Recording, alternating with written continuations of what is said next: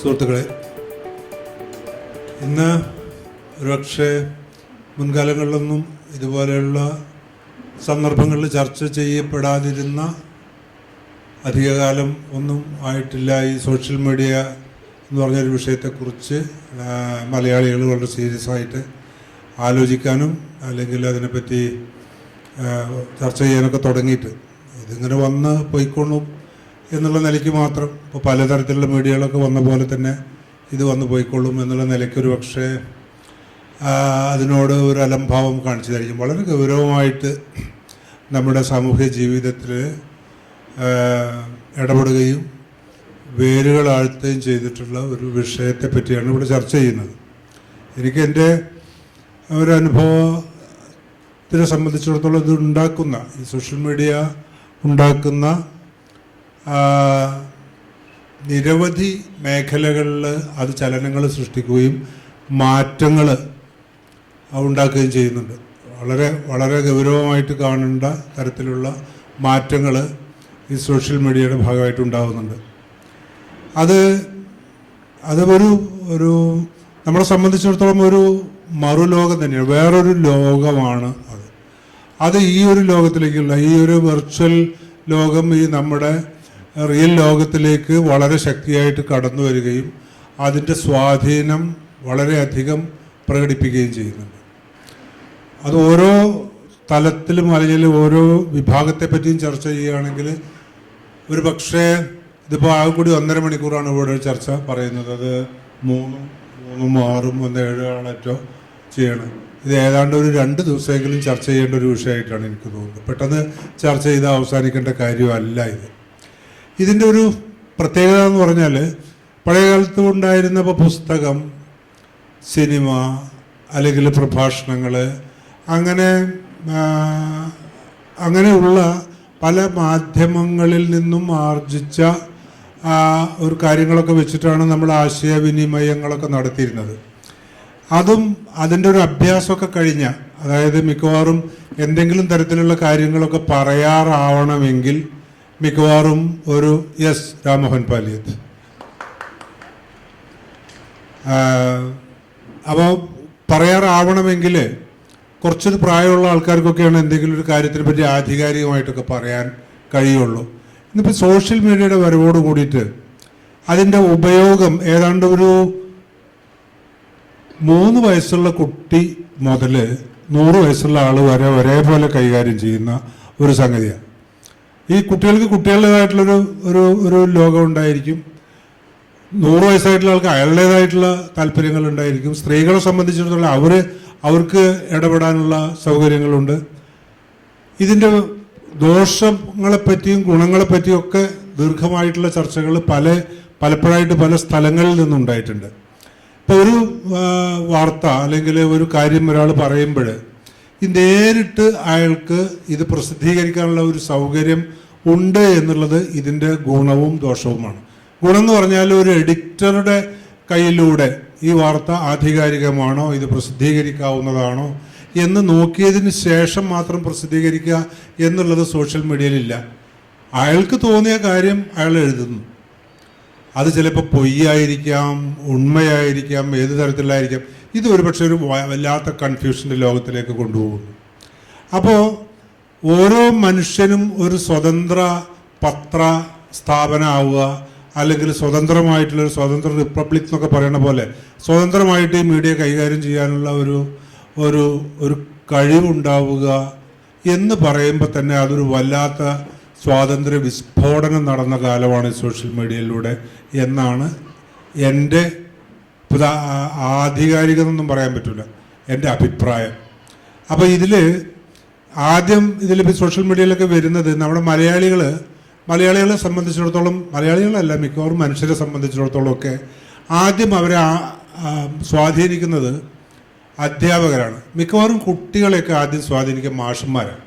ഈ മാഷന്മാർ മെയ്യമ കയറും കുട്ടികളുടെ വലുതായ ഒരു മാഷാവണം.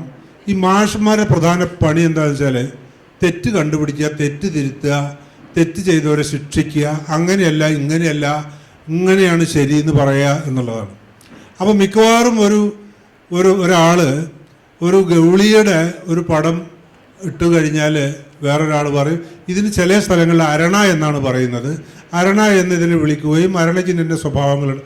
അപ്പോൾ വേറൊരാൾ പറയും അരണ എന്നുള്ളതല്ല ഓന്ത് എന്ന് പറയുന്നതുണ്ട് ചില രാജ്യങ്ങളിൽ, ഞങ്ങളുടെ നാട്ടിലൊക്കെ ഇതിന് ഓന്ത് എന്നാണ് പറയും. ഇങ്ങനെ ഭയങ്കര കൺഫ്യൂഷൻ്റേതായിട്ടുള്ളൊരു ലോകത്തിലേക്ക് പോകാം. വളരെ ആധികാരികമായിട്ട് ചില ആൾക്കാരുടെ പോസ്റ്ററുകൾ മാത്രം തുറക്കുന്ന ആൾക്കാരുണ്ട്. ഇപ്പോൾ അവരെന്താ വെച്ചാൽ ആ ആളെ മാത്രം ഫോക്കസ് ചെയ്തുകൊണ്ട് ഈ ഫേസ്ബുക്ക് കാണുന്നവരുണ്ട്. അപ്പോൾ അത് നമ്മൾ പത്രം വായിക്കുകയാണെങ്കിലും അല്ലെങ്കിൽ ആഴ്ചപ്പതിപ്പ് വായിക്കുകയാണെങ്കിലും ഒക്കെ ചില ആൾക്കാരെ മാത്രം ആവശ്യത്തിന് മാത്രം വായിക്കുന്നതിന് വേണ്ടി തുറക്കുന്ന പോലെയുണ്ട്. അപ്പോൾ ഇങ്ങനെ കടൽ പോലെ അല്ലെങ്കിൽ വേറൊരു പ്രപഞ്ചമായിട്ട് കിടക്കുന്ന ഈ സോഷ്യൽ മീഡിയനെ പൊളിറ്റിക്സ് എങ്ങനെ സ്വാധീനിക്കുന്നു. ഇപ്പോൾ മിക്കവാറും നമ്മളിങ്ങനെ സ്ക്രോൾ ചെയ്യുമ്പോഴൊക്കെ പലതരത്തിലുള്ള രാഷ്ട്രീയങ്ങൾ കാണാം, പല തരത്തിൽ. അപ്പോൾ ഇതിൽ വളരെ ഇൻഡിപെൻഡൻ്റ് ആയിട്ട് നിൽക്കുന്ന ഒരാളെ സംബന്ധിച്ചിടത്തോളം നമ്മളിപ്പോൾ എവിടെയാണ് നിൽക്കേണ്ടത് അല്ലെങ്കിൽ നമ്മൾ ഏതിനോടാണ് കൂറ് വെക്കേണ്ടത് എന്നുള്ള ഒരു കൺഫ്യൂഷനിൽ നമ്മൾ അകപ്പെട്ടു പോകും. അപ്പോൾ ഇത് ഒരു വല്ലാത്ത തരത്തിലുള്ള ഒരു ജനാധിപത്യത്തിൻ്റെ ഒരു വ്യവസ്ഥയാണത്, ഒരു ജനാധിപത്യം കൂടിയാണ്. കാരണം ഓരോ ആൾക്കാർക്കും അവരവരുടേതായിട്ടുള്ള അഭിപ്രായങ്ങളുണ്ട്, ആണിനും പെണ്ണിനും ഉണ്ട്, എല്ലാ തരത്തിൽ പെട്ടിട്ടുള്ള ആൾക്കാർക്കുണ്ട്. അപ്പോൾ അങ്ങനെയുള്ള ഒരു കാലത്ത് ഇരുളടഞ്ഞ് കിടന്ന ഒരു വിഭാഗത്തെ മുഖ്യധാരയിലേക്ക് ഉയർത്തിക്കൊണ്ടുവരാൻ ഈ സോഷ്യൽ മീഡിയയ്ക്ക് കഴിഞ്ഞിട്ടുണ്ട് എന്നുള്ളത് തന്നെയാണ്. പ്രത്യേകിച്ച് സ്ത്രീകളെ അല്ലെങ്കിൽ ഈ മറ്റു തരത്തിലുള്ള സമൂഹത്തിൻ്റെ ഏറ്റവും താഴ്ത്തട്ടിൽ നിന്നിട്ടുള്ള മനുഷ്യരുടെ ശബ്ദം പൊതുവെ കേൾപ്പിക്കാൻ തക്ക തരത്തിലുള്ള ഒരു കാര്യമായിട്ട് ഇത് വളർന്നിട്ടുണ്ട്. പല തമാശകളും ഇതിൽ നടക്കുന്നുണ്ട്, അത് വേറെ കാര്യം. ഞാൻ ഈ അധ്യക്ഷൻ തന്നെ കൂടുതൽ പറഞ്ഞ് ബോറടിപ്പിക്കുന്നില്ല. ഒരിക്കൽ ആ സംഭവം കൂടി പറഞ്ഞ് ഞാൻ എൻ്റെ ഈ അധ്യക്ഷ പരിപാടി അവസാനിപ്പിച്ച് വേറെ ആർക്കെങ്കിലും ഇത് കൈമാറാം. ഒരിക്കൽ ഞാൻ വി.കെ. ശ്രീരാമൻ അന്തരിച്ചു എന്ന് പറഞ്ഞിട്ടൊരു ന്യൂസ് ഈ സോഷ്യൽ മീഡിയയിലൊക്കെ, അപ്പോൾ വീട്ടിലേക്ക് ആൾക്കാർ വിളിക്കുന്നു, എന്നോട് തന്നെ വിളിച്ച് ചോദിക്കുന്നു മരിച്ചിരുന്നോ എന്നൊക്കെ ചോദിക്കുന്നു. അപ്പോൾ പല ആൾക്കാരും വിളിയോട് വിളി എപ്പോഴും ഇങ്ങനെ വിളിച്ചോണ്ട്, അയലോക്കാരെ വിളിക്കുന്നു, ഭാര്യേനെ വിളിച്ച് സംസാരിക്കുന്നു. മരിച്ചോന്ന് ചോദിക്കുന്നില്ല, കാരണം ഭർത്താവ് മരിച്ചു വെച്ചാൽ ഭാര്യ കരഞ്ഞുകൊണ്ടാണല്ലോ സംസാരിക്കുക എന്നുള്ള നിലയ്ക്ക് അവൾ അങ്ങനെയൊക്കെ. അപ്പോൾ അവസാനം എന്നോട് പത്രക്കാർ വന്ന് ചോദിച്ചു, എന്താണ് നിങ്ങളുടെ ഈ ഒരു അഭിപ്രായം, നിങ്ങൾ മരിച്ചു എന്നുള്ളത്. അപ്പോൾ അത് എന്നോട് ചോദിക്കുകയാണ്. അപ്പോൾ എന്തൊരു ധൈര്യമാണെന്ന് ആലോചിച്ച് നോക്കി. അപ്പോൾ എന്നോട് ചോദിക്കുകയാണ്, നിങ്ങൾ മരിച്ചു എന്നുള്ള റിപ്പോർട്ട് വളരെ എല്ലാവരും ഇങ്ങനെ പറയുന്നുണ്ട്, നിങ്ങളുടെ ഫോട്ടോസ് ഏതാണ് അത് പബ്ലിഷ് ചെയ്തിട്ടുള്ളത്, നിങ്ങളുടെ അഭിപ്രായം എന്താണെന്ന് ചോദിച്ചു. ഞാൻ പറഞ്ഞു, ഒരു ജനാധിപത്യ സമ്പ്രദായത്തിലുള്ള ഒരു രാജ്യത്ത് ജീവിക്കുന്ന ഒരു ജനാധിപത്യ വിശ്വാസി എന്നുള്ള നിലക്ക് ഭൂരിപക്ഷം ആൾക്കാരുടെ അഭിപ്രായമാണ് എൻ്റെ അഭിപ്രായം. ഞാൻ മരിച്ചു എന്നുള്ളതാണ് ആൾക്കാർ വിശ്വസിച്ചാൽ, ഞാൻ മരിച്ചിട്ടൊന്നുമില്ല, ഞാൻ ജീവിച്ചിരിക്കണമെന്ന് പറയാൻ ഞാൻ തയ്യാറില്ല. ഞാൻ മരിച്ച് പോരാന്ന് ചോദിച്ചു. അപ്പോൾ അയാൾ പറഞ്ഞു, അത് ശരിയാണ്, അങ്ങനെയാണെങ്കിൽ ഓക്കെ എന്ന് പറഞ്ഞു. അപ്പോൾ അങ്ങനെ ഈ സോഷ്യൽ മീഡിയയ്ക്ക് പലതരത്തിലുള്ള പല ലേലിലും പല തമാശകൾ നടക്കുന്നുണ്ട്. എന്തായാലും ആദ്യമായിട്ട് ഈ ഒരു കാര്യത്തിൽ ഇത് നമ്മുടെ സോഷ്യൽ മീഡിയയുടെ സാധ്യതകളെയും അല്ലെങ്കിൽ വലുപ്പത്തെയും പഴയ പ്രിന്റ് മീഡിയയിലേക്ക്, അതായത് ആഴ്ചപ്പതിപ്പിലേക്കും അല്ലെങ്കിൽ വായനക്കാരുടെ പുസ്തകത്തിൻ്റെ ലോകത്തിലേക്ക് പരിചയപ്പെടുത്തുകയും അവിടെയും ഇതിനെക്കുറിച്ച് എഴുതി ധാരാളം വായനക്കാരെ സൃഷ്ടിക്കുകയും ചെയ്ത രാംമോഹൻ പാലിയത്തിനെ തന്നെ അദ്ദേഹം നേരം വൈകി വന്നതുകൊണ്ട് ആദ്യം അദ്ദേഹത്തെ സംസാരിക്കാൻ വേണ്ടി ക്ഷണിക്കുന്നു. ശ്രീരാമേട്ടൻ പറഞ്ഞ ഈ പ്രൊഡക്ഷന് ഏറ്റവും അധികം യോജിച്ച ശ്രീരാമേട്ടൻ. കാരണം നമുക്കറിയാം, അദ്ദേഹം ഒരു സിനിമാ താരമാണ്, ഒപ്പം എഴുത്തുകാരനാണ്, പിന്നെ ടെലിവിഷൻ ഒരു ഗംഭീരമായ പരിപാടിയുടെ അവതാരകനും കൂടിയായിരുന്നു. പക്ഷേ ഈ സോഷ്യൽ മീഡിയ വന്നപ്പോൾ എനിക്ക് തോന്നുന്നു അദ്ദേഹം അതിനെ ബാക്കിയുള്ളതിനെല്ലാം പിന്നിലാക്കിക്കൊണ്ട് ഇപ്പോൾ വളരെ സജീവമായിട്ട് സോഷ്യൽ മീഡിയ ഉപയോഗപ്പെടുത്തുകയും ഒരുപാട് ഫോളോവേഴ്സിനെ ഉണ്ടാക്കുകയും വളരെ രസകരമായിട്ട് ചെയ്യുന്നു. അപ്പോൾ വേറൊരു ഓപ്ഷൻ ഇല്ല എന്നുള്ള മട്ടിൽ ഇനിയിപ്പോൾ നമുക്ക് പിന്നിട്ട് നിൽക്കാൻ പറ്റില്ല എന്നുള്ള അവസ്ഥ. പക്ഷേ ശ്രീരാമേട്ടൻ പറഞ്ഞ ഈ ജനാധിപത്യവും എല്ലാവർക്കുള്ള അവസരങ്ങളുണ്ടെങ്കിലും ഇതിലൊരു പ്രധാന പ്രശ്നം എന്ന് വെച്ചാൽ, എനിക്ക് തോന്നുന്ന അടിസ്ഥാനപരമായ പ്രശ്നം, ഇതൊരു 4 സ്വകാര്യ കമ്പനികളുടെയാണ് എല്ലാം. നമ്മൾ ഈ സോഷ്യൽ മീഡിയ എന്ന് പറയുന്ന ആ ഒരു പ്രയോഗം തന്നെ, സോഷ്യൽ എങ്ങനെ വന്നു എനിക്ക് അറിഞ്ഞുകൂടാ, എങ്ങനെയാണെന്ന് ആദ്യമായിട്ട് ആരാണ് ഉപയോഗിച്ചു തുടങ്ങിയെന്ന് അറിഞ്ഞുകൂടാ. എന്തായാലും അതിൻ്റെ ഒരു വ്യാജമായ ഒരു വാഗ്ദാനം അതിനുള്ള ഒളിഞ്ഞിരിപ്പുണ്ട്.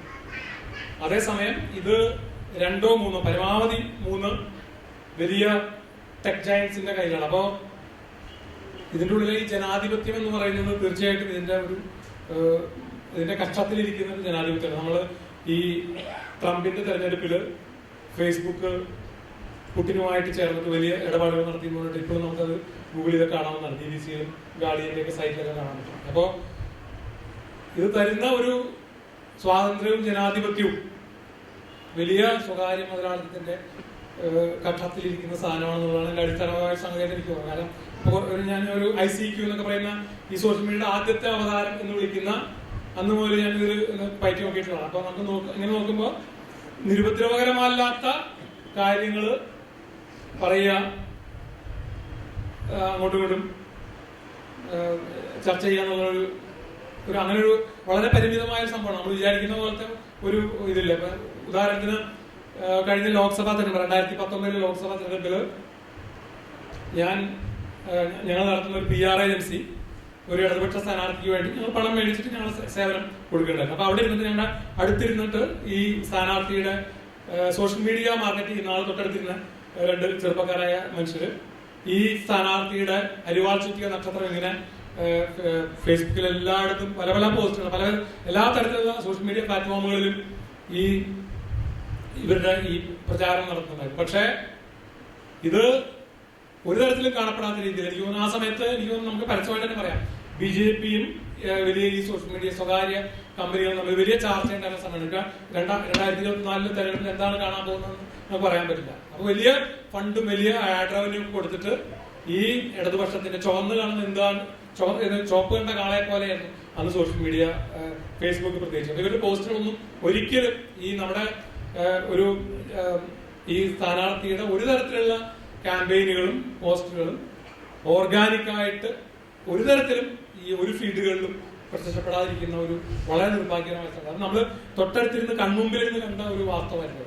അപ്പൊ ഇതൊരു എന്തെല്ലാം സ്വകാര്യ കാര്യങ്ങൾ വിളിച്ചു പറയാൻ പറ്റുമെങ്കിൽ ഒരു വ്യാജമായ ഒരു ജനാധിപത്യമാണ് മുന്നോട്ട് വയ്ക്കുന്നതെന്നാണ് എനിക്ക് അടിസ്ഥാനമായിട്ട് മനസ്സിലായത്. കൂടുതൽ ആൾക്കാരും അല്ല, ഈ അടുത്തതായിട്ട് ഞാൻ തനുജ ഭട്ടതിരിയെന്ന് സംസാരിക്കട്ടെ. കാരണം സ്ത്രീകൾക്ക് പ്രാതിനിധ്യം വേണമല്ലോ. കാരണം നമ്മളിനിയിപ്പോൾ അദ്ദേഹത്തിനെ വിളിച്ചാൽ പറയും അത് ഇങ്ങനെ പക്ഷപാതമാണ്. അതുകൊണ്ട് തനുജ ഭട്ടതിരി സംസാരിക്കും. എല്ലാവർക്കും നമസ്കാരം. സോഷ്യൽ മീഡിയയെ കുറിച്ചാണ് നമ്മൾ സംസാരിക്കുന്നത്. 2010 മുതലാണ് സോഷ്യൽ മീഡിയ ഞാൻ ഉപയോഗിച്ച് തുടങ്ങിയത്. അതായത് 10-12 വർഷമായി. അതിലുള്ള അനുഭവങ്ങളെ വെച്ചുകൊണ്ട് ചില കാര്യങ്ങളാണ് പറയാനുള്ളത്. അല്ലാതെ അതിനെക്കുറിച്ച് കൂടുതൽ ആധികാരികമായി പഠിച്ചിട്ടുള്ളതൊന്നുമല്ല. എനിക്ക് ഒരു സ്ത്രീ എന്ന നിലയിലും എഴുത്തുകാരി എന്നുള്ള നിലയിലും സോഷ്യൽ മീഡിയ ഞാൻ എങ്ങനെ ഉപയോഗിച്ചു എന്നുള്ളതാണ് ഞാൻ ആലോചിച്ചത് ഈ വിഷയം കേട്ടപ്പോൾ തന്നെ. അതിനോടൊപ്പം തന്നെ ഞാൻ പലപ്പോഴും സോഷ്യൽ മീഡിയ അല്ലെങ്കിൽ ഞാൻ എഴുതുന്ന ഇടം, ഞാൻ എൻ്റേതെന്ന് വിചാരിക്കുന്ന ആ ഒരു ഇടത്തെ, ആ ഒരു സ്പേസിനെ ചിലപ്പോഴൊക്കെ എന്നെ പോലെ തന്നെയാണ് കാണുന്നത്. ഒരു മനുഷ്യനെ പോലെ കുറേ നന്മകളും കുറേ കുഴപ്പങ്ങളും ഒക്കെയുള്ള ഒരു സാധാരണ മനുഷ്യൻ അങ്ങനെയാണ് കാണുന്നത്. അപ്പോൾ അതിലെ നന്മകളൊക്കെ നമ്മൾ എങ്ങനെ സ്വീകരിക്കാം, എങ്ങനെയാണ് അതിലെ പ്രശ്നങ്ങളെ അഡ്രസ്സ് ചെയ്യേണ്ടത്, അതായിരുന്നു ഈ 10-12 വർഷം അതിൽ കൂടി കടന്നു വന്നുകൊണ്ടിരുന്നപ്പോൾ ഞാൻ പഠിക്കാൻ ശ്രമിച്ചത്. അതുകൂടാതെ ചിലപ്പോഴൊക്കെ സോഷ്യൽ മീഡിയയെ ഒരു ആനയെ പോലെ കണ്ടിട്ടുണ്ട്. അതൊരു ഭീമാകാരമായ ഒരു സംഭവമാണെന്നും അതിനെ നമ്മൾ മെരുക്കിക്കൊണ്ട് നടക്കണമെന്നും ഒരു പാപ്പാനെ പോലെ ഒരു വടിയും പിടിച്ച് ഇടത്തോട്ട് വലത്തോട്ട് എന്ന് പറയുന്നത് പോലെ അതിനെ അത്ര ശ്രദ്ധയോടെ നോക്കിയില്ലെങ്കിൽ എപ്പോഴാണ് നമ്മുടെ തലയിൽ അത് ചവിട്ടാൻ പോകുന്നതെന്ന് അറിയില്ല എന്നുള്ള ഒരു വിചാരവും എപ്പോഴോ കടന്നു വന്നു. ചിലപ്പോഴൊക്കെ ഒരു ഉറുമ്പിനെ പോലെയും തോന്നി സോഷ്യൽ മീഡിയ. എന്താന്ന് വെച്ചാൽ ഇത്രയൊക്കെ ഉള്ളോ എന്നൊരു ചോദ്യം പലപ്പോഴും എനിക്ക് തോന്നിയിട്ടുണ്ട്. അതിലെ പല വിഷയങ്ങളെക്കുറിച്ചും സംസാരിക്കുമ്പോഴും ചില കാര്യങ്ങൾ അറിയുമ്പോഴും വളരെ സത്യസന്ധമല്ലാത്ത കാര്യങ്ങൾ അതിനകത്ത് കാണുമ്പോഴെല്ലാം അങ്ങനെ തോന്നിയിട്ടുണ്ട്. അങ്ങനെ നമ്മൾ സോഷ്യൽ മീഡിയയെ ഉപയോഗിച്ചു വരുമ്പോൾ, ഇപ്പൊ ഇവിടെ സാർ പറഞ്ഞു 3 വയസ്സുള്ള കുട്ടികൾ മുതൽ സോഷ്യൽ മീഡിയ ഉപയോഗിക്കുന്നുണ്ട്. ഇതിൽ പലതരം സോഷ്യൽ മീഡിയ പ്ലാറ്റ്ഫോംസ് ഉണ്ട്. നമുക്കറിയാം FB ഉണ്ട്. ഇപ്പോഴേ യങ്ങർ ജനറേഷൻ മുഴുവൻ ഇൻസ്റ്റയിലാണ്. അതുകൂടാണ്ട് ഒരു വരിയൊക്കെ ഇടാൻ പറ്റുന്ന തരത്തിൽ ധാരാളം സോഷ്യൽ മീഡിയകളുണ്ട്. പക്ഷെ ഞാൻ കൂടുതലും ഉപയോഗിക്കുന്നത് ഫേസ്ബുക്കാണ്.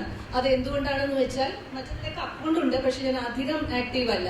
അത് എന്തുകൊണ്ടെന്ന് വെച്ചാൽ കൂടുതലായിട്ട് ഒരു എഴുത്തുകാരി എന്ന നിലയിൽ എനിക്ക് പറയാനുള്ളത് എഴുതി ഒരു ലേഖനം പോലെയോ കഥ പോലെയോ സംവദിക്കാൻ പറ്റുന്നത് ഫേസ്ബുക്കിൽ കൂടിയാണെന്ന് തോന്നിയത് കൊണ്ടാണ്. ഇത് തുടങ്ങി കുറച്ച് നാൾ കഴിഞ്ഞപ്പോൾ എനിക്ക് ആദ്യമായിട്ട് എനിക്ക് വന്ന ഒരു പ്രശ്നം, ഞാൻ ഫോട്ടോ ഇട്ട് തുടങ്ങി. തുടക്കകാലത്ത് നിങ്ങൾ ആലോചിക്കണം, ഒരു 2012 ഫോട്ടോ ഇടുമ്പോൾ ഫോട്ടോസ് ഇടുന്ന സ്ത്രീകൾ വളരെ കുറവായിരുന്നു. ഒരു പൊതു ഇടത്തിൽ അതും ചിരിച്ചുകൊണ്ട്, നമ്മൾ നല്ല വസ്ത്രം ധരിച്ചുകൊണ്ട്, അല്ലെങ്കിൽ വീട്ടിൽ നിൽക്കുന്ന വസ്ത്രത്തിൽ അല്ലെങ്കിൽ മറ്റ് നമ്മളുടെ സുഹൃത്തുക്കളോട്, പ്രത്യേകിച്ചും പുരുഷ സുഹൃത്തുക്കളോട് ഒക്കെ ഫോട്ടോ വരുമ്പോൾ വലിയ പ്രശ്നമായിരുന്നു. പലതരം അറ്റാക്കുകളൊക്കെ വന്നിട്ടുണ്ട്.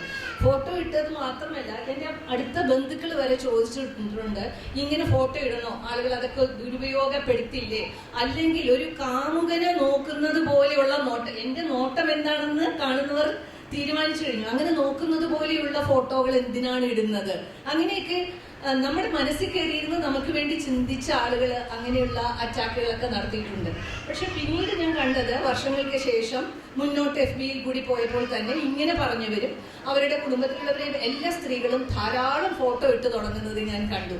അത് രാഷ്ട്രീയമായി തന്നെ സ്ത്രീകൾ നേടിയെടുത്ത ഒരു ഇടമായി സോഷ്യൽ മീഡിയ മാറിയത് കൊണ്ടാണെന്ന് കൂടി എനിക്ക് അന്ന് തോന്നിയിട്ടുണ്ട്.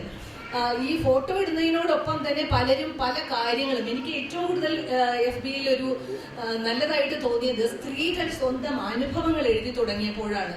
ഒരിക്കലും ഒരു പക്ഷേ ഒരു എഡിറ്ററുടെ കൂടെ കയ്യിൽ കൂടി കടന്നു വന്നാൽ നമുക്കൊരിക്കലും കാണാനോ കേൾക്കാനോ വായിക്കാനോ പറ്റാത്ത അത്രയും അനുഭവങ്ങൾ സ്ത്രീകൾ യാതൊരു മറവുമില്ലാതെ എഴുതി തുടങ്ങി. അത് നല്ലതോ ചീത്തയോ എന്നതിലുപരി മനുഷ്യരുടെ ജീവിതം എന്താണെന്ന് സ്ത്രീകൾ മാത്രമല്ല, പല പുരുഷന്മാരും അവരുടെ ജീവിതങ്ങൾ എഴുതാൻ അറിയാത്തവർ പോലും വീഡിയോസ് ഒക്കെ ഇടാൻ തുടങ്ങി. അവർ പറയുകയാണ് അവരുടെ ജീവിതങ്ങൾ.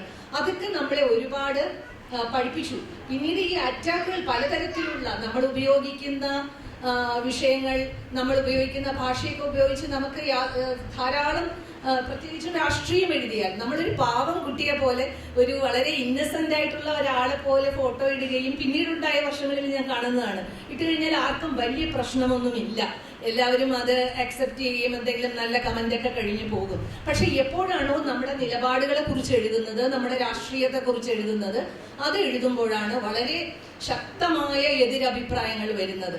അത് തന്നെ ഒരു അറ്റാക്കായിട്ട് തന്നെ വരും. എനിക്ക് ശബരിമല ഇഷ്യൂ എഴുതിയപ്പോഴാണ് ഏറ്റവും കൂടുതൽ ആ കാലത്ത് എനിക്ക് അറ്റാക്ക് വന്നത്. വളരെ മോശപ്പെട്ട ഭാഷയിൽ, വളരെ തെറിയെന്ന് തന്നെ പറയാം, അങ്ങനെയുള്ള ഭാഷയിൽ അസഭ്യം വളരെ വേണ്ടപ്പെട്ടവർ എന്നുള്ളവരുടെ അടുത്തു നിന്നൊന്നും പോലും കിട്ടി എന്നുള്ളത് എനിക്കിന്ന് ചിരിച്ചുകൊണ്ട് പറയാൻ സാധിക്കും. അപ്പോൾ സോഷ്യൽ മീഡിയ എന്നെ എത്ര സ്ട്രെങ്തൻ ആക്കി എന്ന് എനിക്ക് ഊഹിക്കാവുന്നതാണ്. ഒരു പക്ഷേ വളരെ ചെറുപ്പത്തിൽ അങ്ങേയറ്റം പറഞ്ഞിരിക്കുന്ന ഒരു തെറി ഭാഷ എന്ന് പറഞ്ഞാൽ, വേറൊരാളെ കുട്ടിയായിരുന്നപ്പോൾ മറ്റൊരു കുട്ടിയെ കുരങ്ങെന്നോ അല്ലെങ്കിൽ കഴുതയെന്നോ ഒക്കെ വിളിക്കുന്നതാണെങ്കിൽ, അതിനെല്ലാം അപ്പുറം എന്തൊക്കെ തെറി ദിനം പ്രതി അന്യോന്യം ഉപയോഗിക്കാം എന്നൊക്കെയുള്ള പുതിയ തെറികളൊക്കെ പഠിച്ചു. അതൊക്കെ ഒരു വലിയ നേട്ടമായിട്ടാണ് തോന്നിയത് എനിക്ക്. അതുകൊണ്ട് തന്നെ ആ തെറിയിലൊന്നും ശരിക്കുള്ള ജീവിതത്തിൽ പോലും നമ്മളെ ആർക്കും അടിച്ചു താഴെയിടാൻ പറ്റില്ല എന്നുള്ള ഒരു വലിയ പടികയറ്റം നടത്താൻ സാധിച്ചു എന്നുള്ളതും എനിക്ക് വളരെ അഭിമാനത്തോടെ തന്നെ പറയാം. പിന്നെ വളരെ ഒരുപാട് മാഫിയാസ് ഉണ്ടെന്ന് എനിക്ക് തോന്നിയിട്ടുണ്ട് ഇത്തരത്തില്. എന്ന് വെച്ചാൽ കുട്ടികൾക്കും സ്ത്രീകൾക്കും എതിരെ പ്രവർത്തിക്കുന്നവർ, പിന്നെ ഡ്രഗ്സിന്റെ, അല്ലാതെ തന്നെ പലതരം ഗ്രൂപ്പ് സിസ്റ്റംസ് ഇതിനകത്തുണ്ടെന്നും, പിന്നെ ചില കമന്റുകൾ, ചില വിഷയത്തിൽ ഒരേപോലെ കമന്റ്സുകൾ വരും, എല്ലാം ഒന്നാണ്. അപ്പോൾ ഈ എഴുതുന്ന ഐഡിയയിൽ നിന്നല്ലാതെ പൊതുവായി ചിന്തിക്കുന്ന, നമ്മൾ ഇപ്പൊ ഈശ്വരനെ കാണാൻ പറ്റില്ല, അല്ലെങ്കിൽ ഭൂതത്തിനെ കാണാൻ പറ്റില്ല, പിശാചിനെ കാണാൻ പറ്റില്ല എന്ന് പറയുന്നത് പോലെ, കാണാൻ പറ്റാത്ത ആരോ കൊടുക്കുന്ന നിർദ്ദേശങ്ങളിൽ നിരവധി ഐഡിയകളിൽ നിന്ന് ഒരുമിച്ച് അറ്റാക്ക് വരുന്നത് ഞാൻ എന്റേതല്ലെങ്കിൽ കൂടി പലരുടെയും, ഞാൻ കൃത്യമായി പലരുടെയും ID ഫോളോ ചെയ്യുന്നതാണ്. ഞാൻ സോഷ്യൽ മീഡിയ നല്ലവണ്ണം ഒബ്സർവ്, എസ്പെഷ്യലി FB ഞാൻ ഒബ്സർവ് ചെയ്യുന്നതാണ്. അപ്പൊ ഞാൻ 2-3 കാര്യം അതിനകത്ത് ഞാൻ ഇന്ന് തുടരെ പറയുന്നതിൽ എനിക്ക് വിഷമമുണ്ട്. പക്ഷെ ഇത് എന്റെ അനുഭവം ആയതുകൊണ്ടാണ് ഞാൻ അങ്ങനെ പറയുന്നത്. ഞാനിട്ട ഒരു പോസ്റ്റിൽ എന്ത് അഭിപ്രായം എഴുതിയാലും എനിക്ക് കുഴപ്പമില്ല, എന്നെ എത്ര അറ്റാക്ക് ചെയ്താലും ഞാൻ അവരെ ബ്ലോക്ക് ചെയ്യാറില്ല. പക്ഷെ മോശം ഭാഷ ഉപയോഗിച്ചാൽ തീർച്ചയായിട്ടും അതിനകത്ത് പോയി മര്യാദയ്ക്ക് ഒരു കമന്റ് പറയും തിരിച്ച്, അതിനും മോശം ഭാഷയിൽ കമന്റ് വന്നാൽ ഞാനത് ബ്ലോക്ക് ചെയ്യുകയാണ് ചെയ്യുന്നത്. അത് വളരെ റീസെന്റ് ആയിട്ടാണ്. പണ്ടൊന്നും ഞാൻ അങ്ങനെ ബ്ലോക്ക് ചെയ്യാൻ പോയിട്ടില്ല. ആദ്യകാലത്തൊക്കെ വളരെ വിഷമം തോന്നിയിട്ടുണ്ട് നമ്മൾ ഉദ്ദേശിക്കാത്ത കാര്യങ്ങളെ കുറിച്ചൊക്കെ നമ്മളോട് പറയുമ്പോൾ. പക്ഷെ ഇപ്പം ഉദ്ദേശിക്കാത്ത കാര്യങ്ങളെ കുറിച്ച് പറഞ്ഞാൽ എനിക്ക് വിഷമം ഒന്നും തോന്നാറില്ല. പറയുന്നവർ പറയും എന്നുള്ള ഒരു വലിയ ധൈര്യം പ്രത്യേകിച്ച് എല്ലാ സ്ത്രീകൾക്കും സോഷ്യൽ മീഡിയ ഉപയോഗിക്കുന്ന എല്ലാ സ്ത്രീകൾക്കും വന്നു ചേർന്നിട്ടുണ്ട് എന്ന് ഞാൻ മനസ്സിലാക്കുന്നുണ്ട്. കൂടാതെ ഈ ഫോട്ടോ എടുക്കുന്നത് മാത്രമല്ലാതെ ഈ എഴുതുമ്പോഴും ഇത്തരം അറ്റാക്കുകൾ ഏറ്റവും കൂടുതൽ ഫോട്ടോ ഇടുമ്പോഴാണ് ഇന്നും കേൾക്കുന്നത്. ഇന്നും ഫോട്ടോകൾ ഇടുന്നതിന് സ്ത്രീകൾ ഭയക്കുന്നില്ലെങ്കിലും വളരെ രഹസ്യമായി മെസ്സഞ്ചറുകളിൽ ചെന്ന് ഒരുപാട് കമന്റ്സുകൾ ഇന്നും സ്ത്രീകൾക്ക് കിട്ടുന്നുണ്ട്. അതെല്ലാം വളരെ പുല്ലുവിലയ്ക്ക് നോക്കിയിട്ട് തന്നെയാണ് സ്ത്രീകൾ മുന്നോട്ട് പോകുന്നത്. അങ്ങനെ പിന്നെ ഇതൊരു ബിസിനസ് സാമ്രാജ്യം കൂടിയാണ് ഈ സോഷ്യൽ മീഡിയ. അതിനകത്ത് പരസ്യം വരുന്നുണ്ട്. അപ്പോൾ ഇതുവഴി എന്തൊക്കെയോ നേടാൻ ആരൊക്കെയോ ഉണ്ട്. അതൊന്നും ഉദ്ദേശിക്കാതെ നിൽക്കുന്നവരും ഇതെല്ലാം അനുഭവിച്ചേ പറ്റൂ എന്നുള്ളത് കൂടി ഇതിനകത്ത് വരുന്നു. ഇതിന്റെ ഒരു വലിയൊരു പ്രശ്നം നേരത്തെ ഇവിടെ പറഞ്ഞതുപോലെ ഒരു എഡിറ്റർ ഇല്ലാത്തത് കൊണ്ട് തന്നെ ആവശ്യമില്ലാത്ത വിവരങ്ങളെല്ലാം നമ്മുടെ തലയിലോട്ട് കയറി വരികയും ഒരുപാട് ട്രാഷുകൾ ഉണ്ടാവുകയും ചെയ്യുന്നുണ്ട്. ഒരു പക്ഷേ ഇതില്ലായിരുന്നെങ്കിൽ എഴുതാൻ സാധ്യതയോ അല്ലെങ്കിൽ അങ്ങനെ ഇല്ലാത്ത ഒരുപാട് കാര്യങ്ങൾ FBയിൽ വരുന്നുണ്ട്. അത് നല്ലതോ ചീത്തയോ അത് വേണമായിരുന്നോ വേണ്ടായിരുന്നോ എന്ന് നമ്മൾ തന്നെയാണ് തീരുമാനിക്കേണ്ടത്, വായിക്കുന്നവർ തന്നെയാണ് തീരുമാനിക്കേണ്ടത്. നേരിടാൻ പഠിച്ചാൽ എനിക്ക് തോന്നുന്നു സോഷ്യൽ മീഡിയയെ നമ്മൾ പഠിക്കുകയും മനസ്സിലാക്കുകയും ഏറ്റവും ഗ്രാസ് റൂട്ട് ലെവലിൽ പോയി അതിനെ അഡ്രസ് ചെയ്യാനും പഠിച്ചാൽ മനുഷ്യർക്ക് പ്രത്യേകിച്ചും സ്ത്രീകൾക്ക് വളരെയധികം നല്ലതായിട്ട് മെച്ചമായിട്ട് അല്ലെങ്കിൽ അവരുടെ സ്വാതന്ത്ര്യത്തോടുകൂടി പ്രവർത്തിക്കാൻ കോൺഫിഡൻസ് കൊണ്ടുവരാനൊക്കെ ഉപയോഗിക്കാൻ പറ്റുന്ന ഒരു സ്ഥലമാണ് സോഷ്യൽ മീഡിയ എന്ന് തന്നെയാണ് എനിക്ക് തോന്നിയിട്ടുള്ളത്. പക്ഷെ തീർച്ചയായിട്ടും വളരെയേറെ പ്രശ്നങ്ങൾ ഉണ്ട് എന്നുള്ളതും, അതായത് ഇതൊക്കെ ദുരുപയോഗപ്പെടുത്താം, വീഡിയോസ് ദുരുപയോഗപ്പെടുത്താം, ഫോട്ടോ ഉപയോഗപ്പെടുത്താം. അപ്പൊ അത്രയേറെ അതിനെ ചാലഞ്ച് ചെയ്യാൻ തയ്യാറായിക്കൊണ്ട് വേണം നമ്മൾ അത്ര ശ്രദ്ധയോടുകൂടി തന്നെയാണ്, അല്ലാതെ വളരെ ലൈറ്റായിട്ട് എന്തെങ്കിലും പറയാം എന്തെങ്കിലും ചെയ്യാം എന്നുള്ള ഒരു ധാരണയോടെ നമ്മൾ സോഷ്യൽ മീഡിയ നോക്കാതിരിക്കുന്നതാണ് നല്ലത് എന്നാണ് തോന്നിയിട്ടുള്ളത്. ഒരുപാട് പേരെ അനുഭവങ്ങൾ ഉണ്ട് പറയാൻ. എല്ലാവരും സംസാരിച്ചു കഴിഞ്ഞിട്ട് അവസരം കിട്ടുകയാണെങ്കിൽ ഞാൻ കൂടുതൽ ഈ വിഷയത്തെ കുറിച്ച് സംസാരിക്കണമെന്ന് ആഗ്രഹിക്കുന്നുണ്ട്.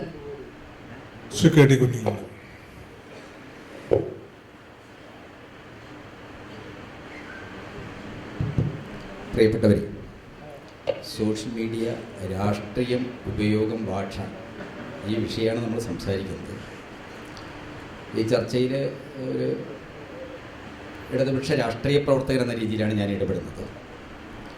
സാമൂഹ്യ മാധ്യമങ്ങളെ പൊതുവെ ഇടതുപക്ഷം കാണുന്നത് വളരെ വിപുലമായ ഒരു സോഷ്യൽ ആക്ടിവിസത്തിൻ്റെ സ്പേസായിട്ടാണ്, മണ്ഡലമായിട്ട്.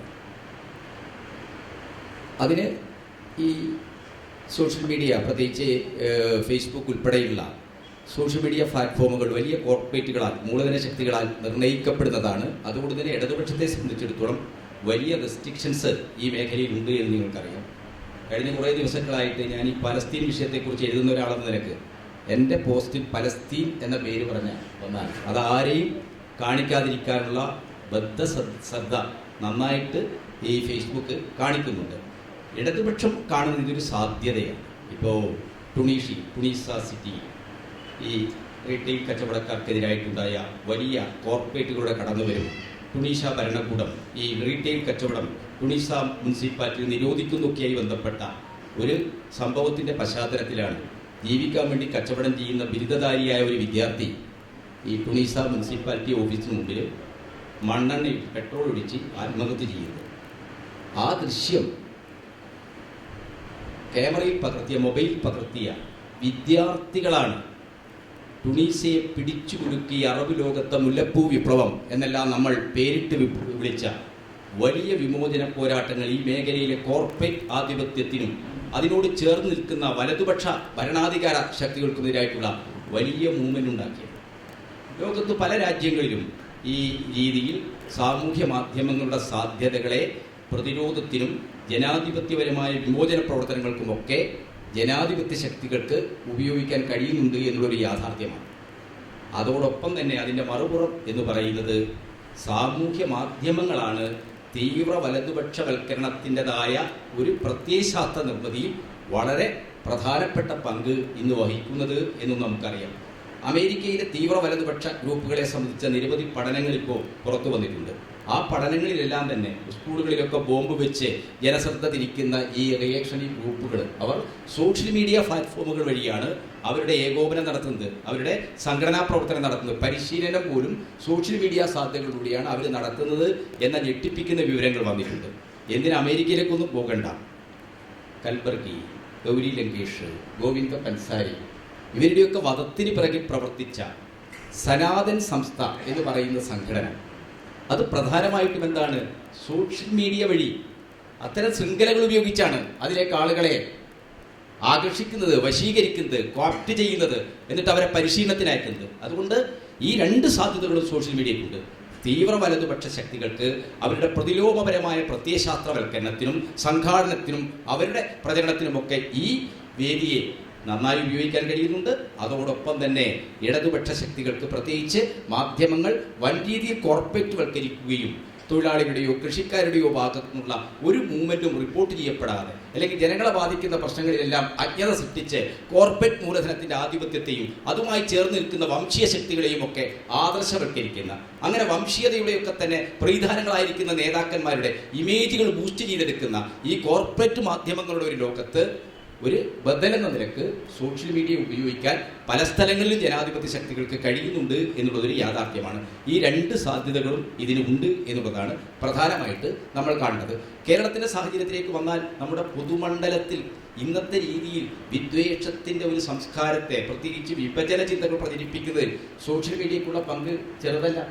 ഇപ്പോൾ ഈ പാർട്ടി സംഘടനാ യോഗങ്ങളിലൊക്കെ പോകുമ്പോൾ യോഗം ആരംഭിക്കുന്നതിന് മുമ്പ്, ഔദ്യോഗികമായി മിനിറ്റ്സ് വെച്ച് യോഗം ആരംഭിക്കുന്നതിന് മുമ്പ് സഖാക്കൾ ഞങ്ങളെയൊക്കെ കേൾപ്പിക്കുന്ന വോയിസുകൾ ശശികല ടീച്ചർ പ്രസംഗമായി എത്ര ഭീകര വസ്തുതകളുമായി യാഥാർത്ഥ്യവുമായി ഒരു ബന്ധവുമില്ലാത്ത ഭീകരമായ വിദ്വേഷം, വിഭജനം സമൂഹത്തിൽ ഉണ്ടാക്കാൻ, പ്രത്യേകിച്ച് മുസ്ലിം വിരോധം പ്രധാനമായി ഉണ്ടാക്കാൻ, കമ്മ്യൂണിസ്റ്റ് വിരോധം പ്രധാനമായി ഉണ്ടാക്കാൻ, ഇതിനെല്ലാം തന്നെ വളരെ പ്രധാനപ്പെട്ട ഒരു മാധ്യമമായി, ഒരു പ്രചരണോപാധിയായി തീരുന്നത് സാമൂഹ്യ മാധ്യമങ്ങളാണ് എന്ന യാഥാർത്ഥ്യമുണ്ട്. അതുകൊണ്ട് ഈ മേഖലയിൽ വളരെ സൂക്ഷിച്ചിടപെടാനും ഇത് പരത്തുന്ന വിദ്വേഷത്തെയും വിഭജനത്തിൻ്റെയും ഒക്കെ ആയിട്ടുള്ള ഒരു വർഗീയ സംസ്കാരത്തെ പ്രതിരോധിക്കാനും കഴിയുന്ന മുന്നൊരുക്കങ്ങൾ പുരോഗമന ജനാധിപത്യ ശക്തികൾക്ക് ഇന്ന് ഉണ്ടാവേണ്ടതുണ്ട്. അങ്ങനെ മാത്രമേ ഇന്ന് നമുക്ക് സാമൂഹ്യ മാധ്യമങ്ങളെ ജനാധിപത്യപരമായ ആവശ്യങ്ങൾക്ക് ഉപയോഗിക്കാനും മറുപുറത്ത് വലതുപക്ഷവൽക്കരണത്തെ, പ്രത്യേക തീവ്ര വലതുപക്ഷവൽക്കരണത്തെ പ്രതിരോധിക്കാനുള്ള ഒരു പ്ലാറ്റ്ഫോം ആക്കിയിട്ട് മാറ്റാൻ കഴിയും. ആളുകളുടെ അഭിപ്രായ നിർമ്മിതിയിൽ വളരെ പ്രധാനപ്പെട്ട പങ്കുണ്ട്. ഇപ്പോൾ ഈ വാട്സപ്പ് ഗ്രൂപ്പുകൾ എന്നൊക്കെ പറയുന്നത് എത്ര ക്ഷേത്ര കമ്മിറ്റികളാണ്, എത്ര കയകം, ക്ഷേത്ര ഉടമകളായ കുടുംബങ്ങളുടെ കൂട്ടായ്മയാണ് കയകം ഗ്രൂപ്പുകൾ.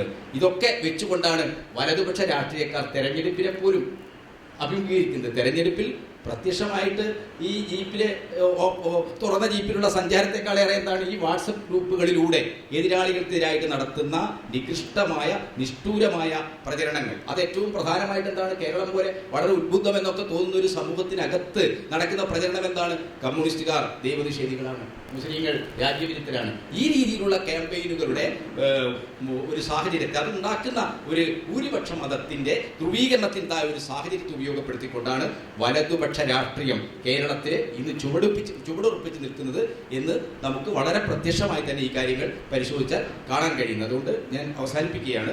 രണ്ട് തലങ്ങളിൽ ഈ വിഷയത്തെ കാണാം. ഒന്ന്, ഇടതുപക്ഷത്തെ സംബന്ധിച്ചിടത്തോളം, ജനാധിപത്യ ശക്തികളെ സംബന്ധിച്ചിടത്തോളം ഒരു സാധ്യതയാണ് മാധ്യമങ്ങളുടെ കോർപ്പറേറ്റ്വൽക്കരണത്തിൻ്റെ ഒരു കാലത്ത് ഇത്തരം ഒരു തുറന്ന സ്പേസ് എന്ന നിലക്ക്, ഒരു ഓപ്പൺ സ്പേസ് എന്ന നിലക്ക് ഇതിനെ ഉപയോഗിച്ച് പ്രതിരോധങ്ങൾ സൃഷ്ടിക്കാൻ കഴിയും. അതോടൊപ്പം തന്നെ വലതുപക്ഷം ഇതിനെ ഏറ്റവും ക്ഷുദ്രമായ രീതിയിൽ ഉപയോഗിക്കുകയും ആശയപ്രചരണം നടത്തുകയും പ്രതിലോമകരതയുള്ളതായ ഒരു നിർമ്മിതി നമ്മുടെ സമൂഹത്തിൽ അഭിപ്രായ രൂപീകരണത്തിൽ നടത്താൻ അവർക്ക് കഴിയുന്ന ഒരു പ്ലാറ്റ്ഫോം കൂടിയാണ് ഇത്. ഈ രണ്ട് കാര്യങ്ങളും കണക്കിലെടുക്കണം എന്നുള്ളത്.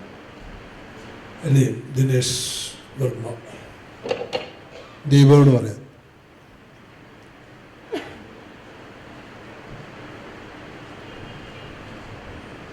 ആദ്യമായി ഇങ്ങനൊരു വിഷയം ചർച്ചയ്ക്കെടുത്തതിൽ സാഹിത്യ അക്കാദമി അഭിനന്ദിക്കുകയാണ്. ഏറ്റവും പ്രൗഢമായ ഒരു സദസ്സ് നമ്മുടെ മുമ്പിലുള്ളത് എന്നുള്ളത് സന്തോഷകരമായൊരു കാര്യമാണ്. അതെ,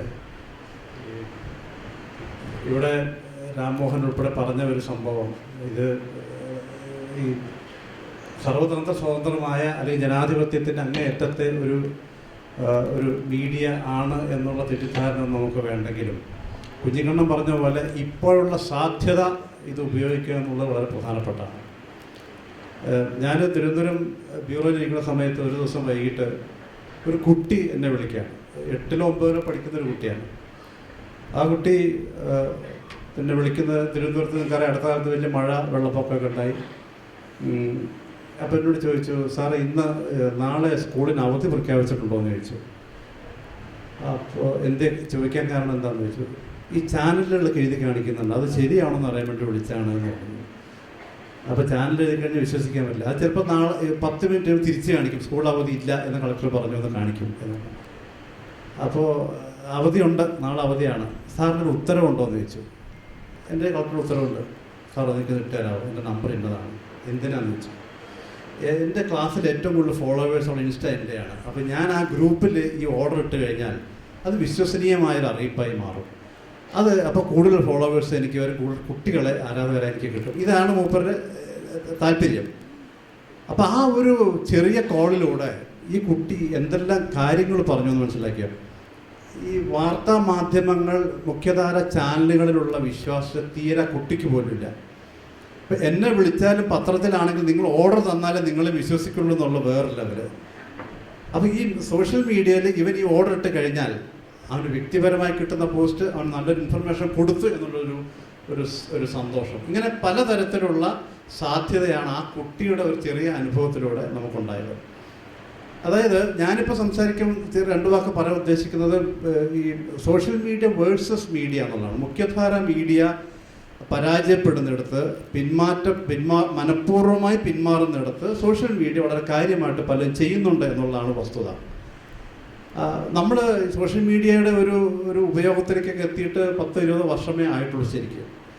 ഇപ്പോഴും അതിൻ്റെ ഉപയോഗത്തിൻ്റെതായ ഒരു പോസിറ്റീവ് രാമമോഹൻ എഴുതുന്നതാണ്. എങ്ങനെ ഉപയോഗിക്കണം എന്നുള്ളത് സംബന്ധിച്ച് പോലും നമ്മൾ പലർക്കും വേണ്ടത്ര ധാരണയില്ല. എന്നാൽ ഇത് കൊണ്ടുവന്ന സ്ഥലത്ത്, ഇപ്പോൾ അമേരിക്കയിലായാലും യൂറോപ്പിലായാലും ഇതിൻ്റെ ഉപയോഗത്തിൻ്റെ സ്വഭാവം തന്നെ മാറി തുടങ്ങി.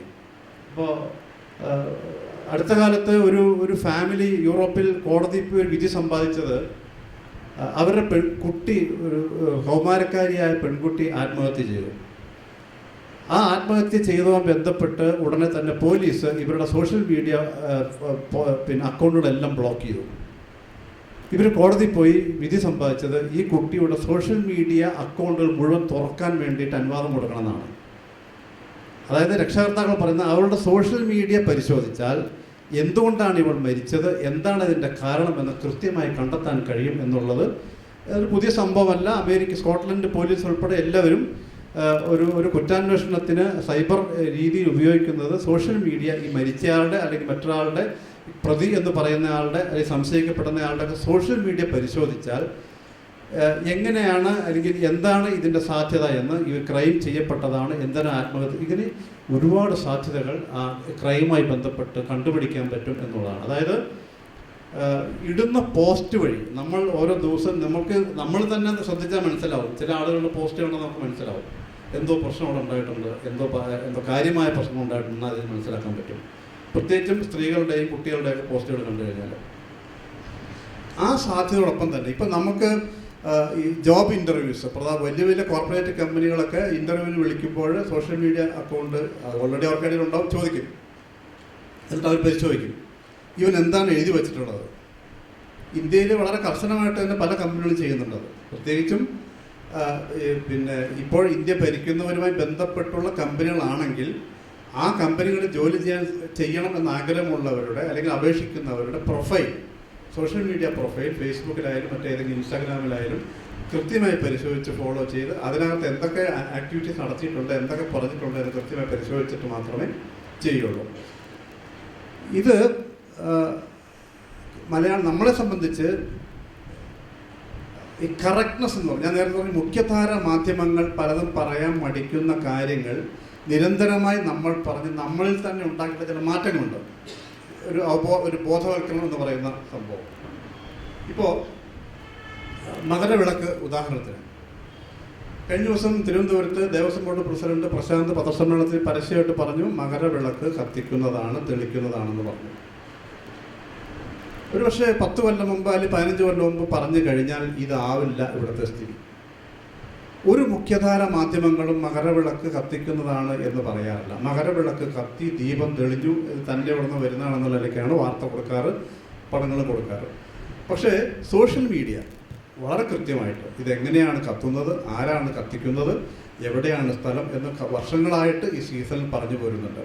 അപ്പോൾ ഇത് തെളിക്കുന്നതാണ് എന്ന് പറഞ്ഞാലും തെളിക്കുന്നതാണ്, അതുകൊണ്ട് നിഷേധിച്ചിട്ട് കാര്യമില്ല എന്ന് കാണുന്നവർക്കും കേൾക്കുന്നവർക്കും തോന്നുന്നതിന് ഒരു കാരണം നമ്മൾ ഈ സോഷ്യൽ മീഡിയ വഴി പ്രചരിപ്പിക്കുന്ന ചില കാര്യങ്ങൾ തന്നെയാണ്. അപ്പോൾ അങ്ങനെയുള്ള ചില സാധ്യതകൾ വളരെ പ്രധാനപ്പെട്ടതാണ്. ആ സാധ്യതകൾ നമ്മളെങ്ങനെ ഉപയോഗപ്പെടുത്തും അതും ഒരു കാര്യമാണ്. ഈ നമ്മുടെ ഒരു പൊതു സ്വഭാവം എന്താണെന്ന് വെച്ചാൽ, ഇപ്പോൾ മൊബൈൽ ഫോൺ വന്നു തുടങ്ങിയപ്പോൾ എല്ലാ സ്കൂളിലും ക്ലാസ് വയ്ക്കുകയാണ് ഞായറാഴ്ച രാവിലെ.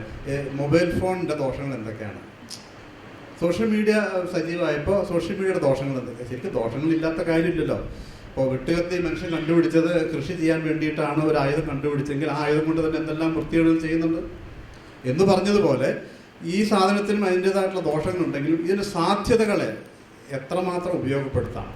ഇപ്പോൾ എതിരവൻ കതിരവനൊക്കെ പറയുന്നത് കേട്ടിട്ടില്ലേ, ശാസ്ത്രം പോയിട്ടിപ്പോൾ പിന്നെ ഡോക്ടർ എന്ന് പറയുന്ന ഒരു വലിയ കടുകുമണി വലിപ്പത്തെ അനേകം ചെറിയ മൈക്രോസ്കോപ്പിക് ആയിട്ടുള്ള ഒരു ഡോക്ടറെ നിർമ്മിച്ച് നമ്മുടെ ബ്ലഡിലേക്ക് കടത്തി വിട്ട് കഴിഞ്ഞാൽ ഈ മൂപ്പിനെ തന്നെ കറങ്ങി തിരിഞ്ഞിട്ട് ഇവന് എന്തെല്ലാം കുഴപ്പങ്ങളുണ്ട്, വരാൻ പോകുന്നുണ്ട്, എന്തെല്ലാം മരുന്ന് കഴിക്കേണ്ടി വരും, കൃത്യമായി പ്രവചിക്കും എന്ന് അങ്ങനെ പറയുന്നുണ്ട്. അതുപോലെ തന്നെ AI നിർമ്മിത സംവിധാനത്തിലൂടെ ഒരു ഡോക്ടർ നേരിട്ട് ഒരു രോഗിയെ ചികിത്സിക്കേണ്ടി വരില്ല. അവിടെ പോയി ഇരുന്നിട്ട് പറഞ്ഞു കൊടുത്താൽ ഇങ്ങനെയൊക്കെയാണ് ഇങ്ങനെ പ്രശ്നങ്ങൾ അത് ചെയ്യണമെന്ന് പറഞ്ഞ് അവർ ചെയ്തിട്ട് പുറത്തേക്ക് വരും. ഇങ്ങനെ ഏറ്റവും അഡ്വാൻസ്ഡ് ആയിട്ടുള്ള ചികിത്സാ രീതി, ഏറ്റവും അഡ്വാൻസ്ഡ് ആയിട്ടുള്ള കുറ്റാന്വേഷണ രീതി ഇതൊക്കെ വന്നുകൊണ്ടിരിക്കുകയാണ്. അപ്പോൾ അതേ പ്രോസസ്സിലൂടെ സാമൂഹ്യ നിർമ്മാണ പ്രക്രിയക്കകത്തും ഇതിന് വലിയ പങ്കുണ്ട് എന്നുള്ളതാണ് നമ്മൾ മനസ്സിലാക്കേണ്ടത്. ഞാൻ ഏറ്റവും ഒരു ഉദാഹരണം കൂടെ പറഞ്ഞു നിർത്താം. നമുക്ക് അതിനകത്ത് ഇപ്പോൾ കവടിയാർ കൊട്ടാരത്തിൽ തമ്പുരാട്ടിക്ക് പത്മശ്രീ കൊടുത്തു. എല്ലാ മുഖ്യധാര മാധ്യമങ്ങളും അത് വലിയ സംഭവമായിട്ട് അവതരിപ്പിക്കുകയും ചെയ്തു. അവർ പുസ്തകം എഴുതിയതുകൊണ്ടാണ്, മറ്റ് പറഞ്ഞുകൊണ്ടാണ്, നമുക്കറിയാം എന്തുകൊണ്ടാണ് അവർക്ക് കൊടുത്തതെന്നുള്ളത്. പക്ഷെ സോഷ്യൽ മീഡിയ ചർച്ചയാക്കിയത് അതൊന്നുമല്ല. ഇവർ പറഞ്ഞ വിഡ്ഢിത്തരങ്ങൾ ഇന്നതൊക്കെയാണ്. ആ വിഡ്ഢിത്തരങ്ങൾ വെച്ചിട്ടാണ് ഇവർക്ക് ഇത് കൊടുത്തതെങ്കിൽ അത് വലിയ കഷ്ടമായി പോയി. അവരെക്കാൾ യോഗ്യതയുള്ള എത്ര ആളുകൾ ഇരിക്കുമ്പോൾ എന്തൊക്കെയാണ് പച്ചയ്ക്ക് ഞാൻ പറയും. ഇപ്പോൾ ആർത്തവമുള്ള സ്ത്രീ ചെടിക്ക് വെള്ളം ഒഴിച്ചാൽ ആ ചെടി മാടിപ്പോവും എന്ന് ഞങ്ങൾ വിശ്വസിക്കുന്ന രീതിയിൽ അവർ അവതരിപ്പിക്കുന്നു. പല രീതിയിൽ അവതരിപ്പിക്കും. ഞാൻ അവിടെ തിരുവനന്തപുരത്തോടെ എനിക്ക് ലോക്കൽ പത്രങ്ങളിലെ വാർത്തയൊക്കെ എനിക്ക് ഓർമ്മയുണ്ട്.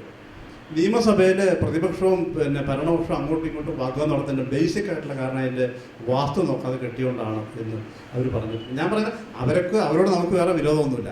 അവർ പുസ്തകം എഴുതിയിട്ട് നല്ല പുസ്തകങ്ങൾ ആയിക്കോട്ടെ. പക്ഷേ ഈ സമൂഹം തള്ളിക്കളഞ്ഞ് ഇത്തരം അന്ധവിശ്വാസങ്ങളെയും അനാചാരങ്ങളെയും ശാസ്ത്രീയമായി നമ്മൾ തെളിയിച്ചിട്ടുള്ള കാര്യങ്ങളാണ്. ഇതൊന്നും ശരിയല്ല എന്നുള്ളത്. ആ കാര്യങ്ങളെ വീണ്ടും വീണ്ടും പറയുന്ന ഒരാൾക്ക് തന്നെ ഇങ്ങനെ ഒരു വലിയ പുരസ്കാരം കൊടുക്കുമ്പോൾ സ്വാഭാവികമായിട്ട് അതിൽ സംശയങ്ങൾ ഉണ്ടാകാം. ആ സംശയങ്ങൾ സോഷ്യൽ മീഡിയ യാതൊരു മടിയില്ലാതെ പറഞ്ഞു. അതുകൊണ്ട് അത് ഒരു ചർച്ചയാണ്. ഇപ്പോഴേതെങ്കിലും മാധ്യമം ആ കാര്യം പറയാൻ തയ്യാറായിട്ടില്ല. മുഖ്യധാര മാധ്യമങ്ങൾ ഇങ്ങനെ ചർച്ച നടക്കുന്നുണ്ട്, അതിനകത്ത് ചോദ്യം ചെയ്യേണ്ടതുണ്ടോ, ഒന്നും പറയാൻ തയ്യാറായിട്ടില്ല. അപ്പോൾ ഞാൻ പറയുന്നത് ഈ മുഖ്യധാര മാധ്യമങ്ങൾ ഒളിച്ചു വയ്ക്കുന്ന, മറച്ചു വയ്ക്കുന്ന പല കാര്യങ്ങളും ഇപ്പോൾ നമുക്ക് പറയാൻ പറ്റുന്നുണ്ട്. നാളെ പറയാൻ പറ്റുമെന്നുള്ള സംശയമാണ്. പക്ഷെ ഇപ്പോൾ സോഷ്യൽ മീഡിയ പറയാൻ പറ്റുന്നുണ്ട്. അതിനെ എതിർക്കുന്നതിന് എതിർത്തോട്ടെ, രണ്ടുപേരും പറയട്ടെ. എന്നിട്ട് ഏതാണ് യുക്തി, ഏതാണ് ശരി എന്നുള്ള ജനം അംഗീകരിക്കട്ടെ. ഇങ്ങനെ ഒരു ജനാധിപത്യപരമായ സംവിധാനം കൂടി ഇതിൻ്റെ കൂടെ ഉണ്ട്. അപ്പോൾ മാധ്യമങ്ങളുടെ വിശ്വാസ്യത തീരെ കുറഞ്ഞില്ലാതായിക്കൊണ്ടിരിക്കുന്ന സമയത്ത് ഒരു ചെറിയ പ്രതീക്ഷ ഈ വർത്തമാനകാലത്ത് ഈ സോഷ്യൽ മീഡിയ നൽകുന്നുണ്ട് എന്നുള്ളത് വസ്തുതയാണ്. അതിനെ എത്രമാത്രം നമുക്ക് പരിപോഷിപ്പിക്കാൻ, ഉപയോഗപ്പെടുത്താം എന്നുള്ളതാണ് എനിക്ക് തോന്നുന്നൊരു വിഷയം. ഇനി ദീപ റെഡിയല്ലേ? ദീപ പറയുന്നതിന് മുൻപ് തനുജ പറഞ്ഞ കുറച്ച് കാര്യങ്ങൾ ചെറുതായിട്ട് ഞാനൊന്ന് ഇടപെടുന്നു. ഈ ആൾക്കാർ അല്ലാതെ തെറി വിളിക്കും ചില കാര്യങ്ങൾ നമ്മൾ പറയുമ്പോൾ എന്ന് പറഞ്ഞതിൽ അത് വളരെ ശരിയാണ്. എൻ്റെ ഒരു അനുഭവത്തിൽ പക്ഷേ ഈ തെറി അത്ര നമ്മൾ ഒക്കെ പഠിച്ച തെറിയുടെ അത്ര പോകുന്ന തെറിയൊന്നും വിളിക്കുന്നൊന്നുമില്ല എന്നാണ് എനിക്ക് തോന്നിയിട്ടുള്ളത്. കാരണം ഇത് പലപ്പോഴും ഞാൻ പറഞ്ഞിട്ടുള്ളതാണ്. എൻ്റെ മോളെ സ്കൂളിൽ കൊണ്ടുപോയി ചേർക്കുമ്പോൾ അപ്പോൾ ആ ടീച്ചർ പറഞ്ഞു, ഇവിടെയാണോ ചേർക്കുന്നത്? ഞാൻ പഠിച്ച സ്കൂളാണ്, എൻ്റെ അമ്മ പഠിപ്പിച്ചിരുന്ന സ്കൂളാണ്. അപ്പോൾ ടീച്ചർ പറഞ്ഞു ഇവിടെ. അപ്പോൾ എന്താ എല്ലാ കുട്ടികളും ഇംഗ്ലീഷ് മീഡിയത്തിലേക്ക് കൊണ്ടുപോയി ചേർക്കുന്നത്, നീ എന്താ ഇവിടെ ഞാൻ ഇവിടെ ചേർത്താൽ മതി, ഞാൻ പഠിച്ച സ്കൂള്. ടീച്ചർ പറഞ്ഞു ഞാനിങ്ങനെ ഇവിടെ ചേർക്കണ്ട കുട്ടികളൊക്കെ, നീയൊക്കെ അവിടെ കൊണ്ടുപോയി, നീ സിനിമയിലൊക്കെ അഭിനയിക്കുന്ന ആളല്ലേ. അത് ഞാൻ സിനിമയിൽ എൻ്റെ കുട്ടി ഉണ്ടാകുമ്പോൾ ഞാൻ ഒരു സിനിമയിൽ അഭിനയിച്ചിട്ടുണ്ട്, സിനിമയിൽ അഭിനയിക്കുന്ന ആൾ. അപ്പോൾ എന്താ കുഴപ്പം ഇവിടെ ചേർത്താൽ ടീച്ചറെന്ന് ചോദിച്ചപ്പോൾ ടീച്ചർ പറഞ്ഞ് നിനക്കത് അറിയില്ലേ എന്ന് ചോദിച്ചു. ഇല്ല, ഇവിടെ പഠിച്ച കുട്ടികൾ തെറിയൊക്കെ പഠിക്കുന്നു. അപ്പം ഞാൻ ടീച്ചറോട് പറഞ്ഞു, അത് പഠിക്കാനല്ലേ ഇവിടെ ചേർക്കുന്നത്. നമ്മൾ ഈ കുട്ടികൾക്ക് തെറിക്ക് ട്യൂഷൻ എടുക്കാൻ പറ്റുമോ? നമുക്ക് രാവിലെ മോളെ ഇന്നതിൻ്റെ അർത്ഥം ഇന്നതാണ്, ഇന്നതിൻ്റെ അർത്ഥം ഇന്നതാണ്, ഇതൊക്കെ സ്കൂളിൽ നിന്ന് പഠിക്കേണ്ട കാര്യങ്ങളാണ് ഈ തെറിയൊക്കെ. അപ്പോൾ ആ തെറി ശരിക്കും തനൂജ പഠിക്കാത്ത കാരണമുള്ള പ്രശ്നമാണ്. തനൂജ ചിലപ്പോൾ ഇംഗ്ലീഷ് മീഡിയം സ്കൂളിലാവും പഠിച്ചിട്ടുണ്ടാവുക. അത് കാരണം എൻ്റെ കുട്ടികൾക്കൊക്കെ എല്ലാ തെറിയും അറിയാം, എൻ്റെ മോൾക്ക് അറിയാം, മോനറിയാം. കാരണം അവർ ആ ചെറുതാനിയിലെ സ്കൂളിലാണ് പഠിച്ചിട്ടുള്ളത്.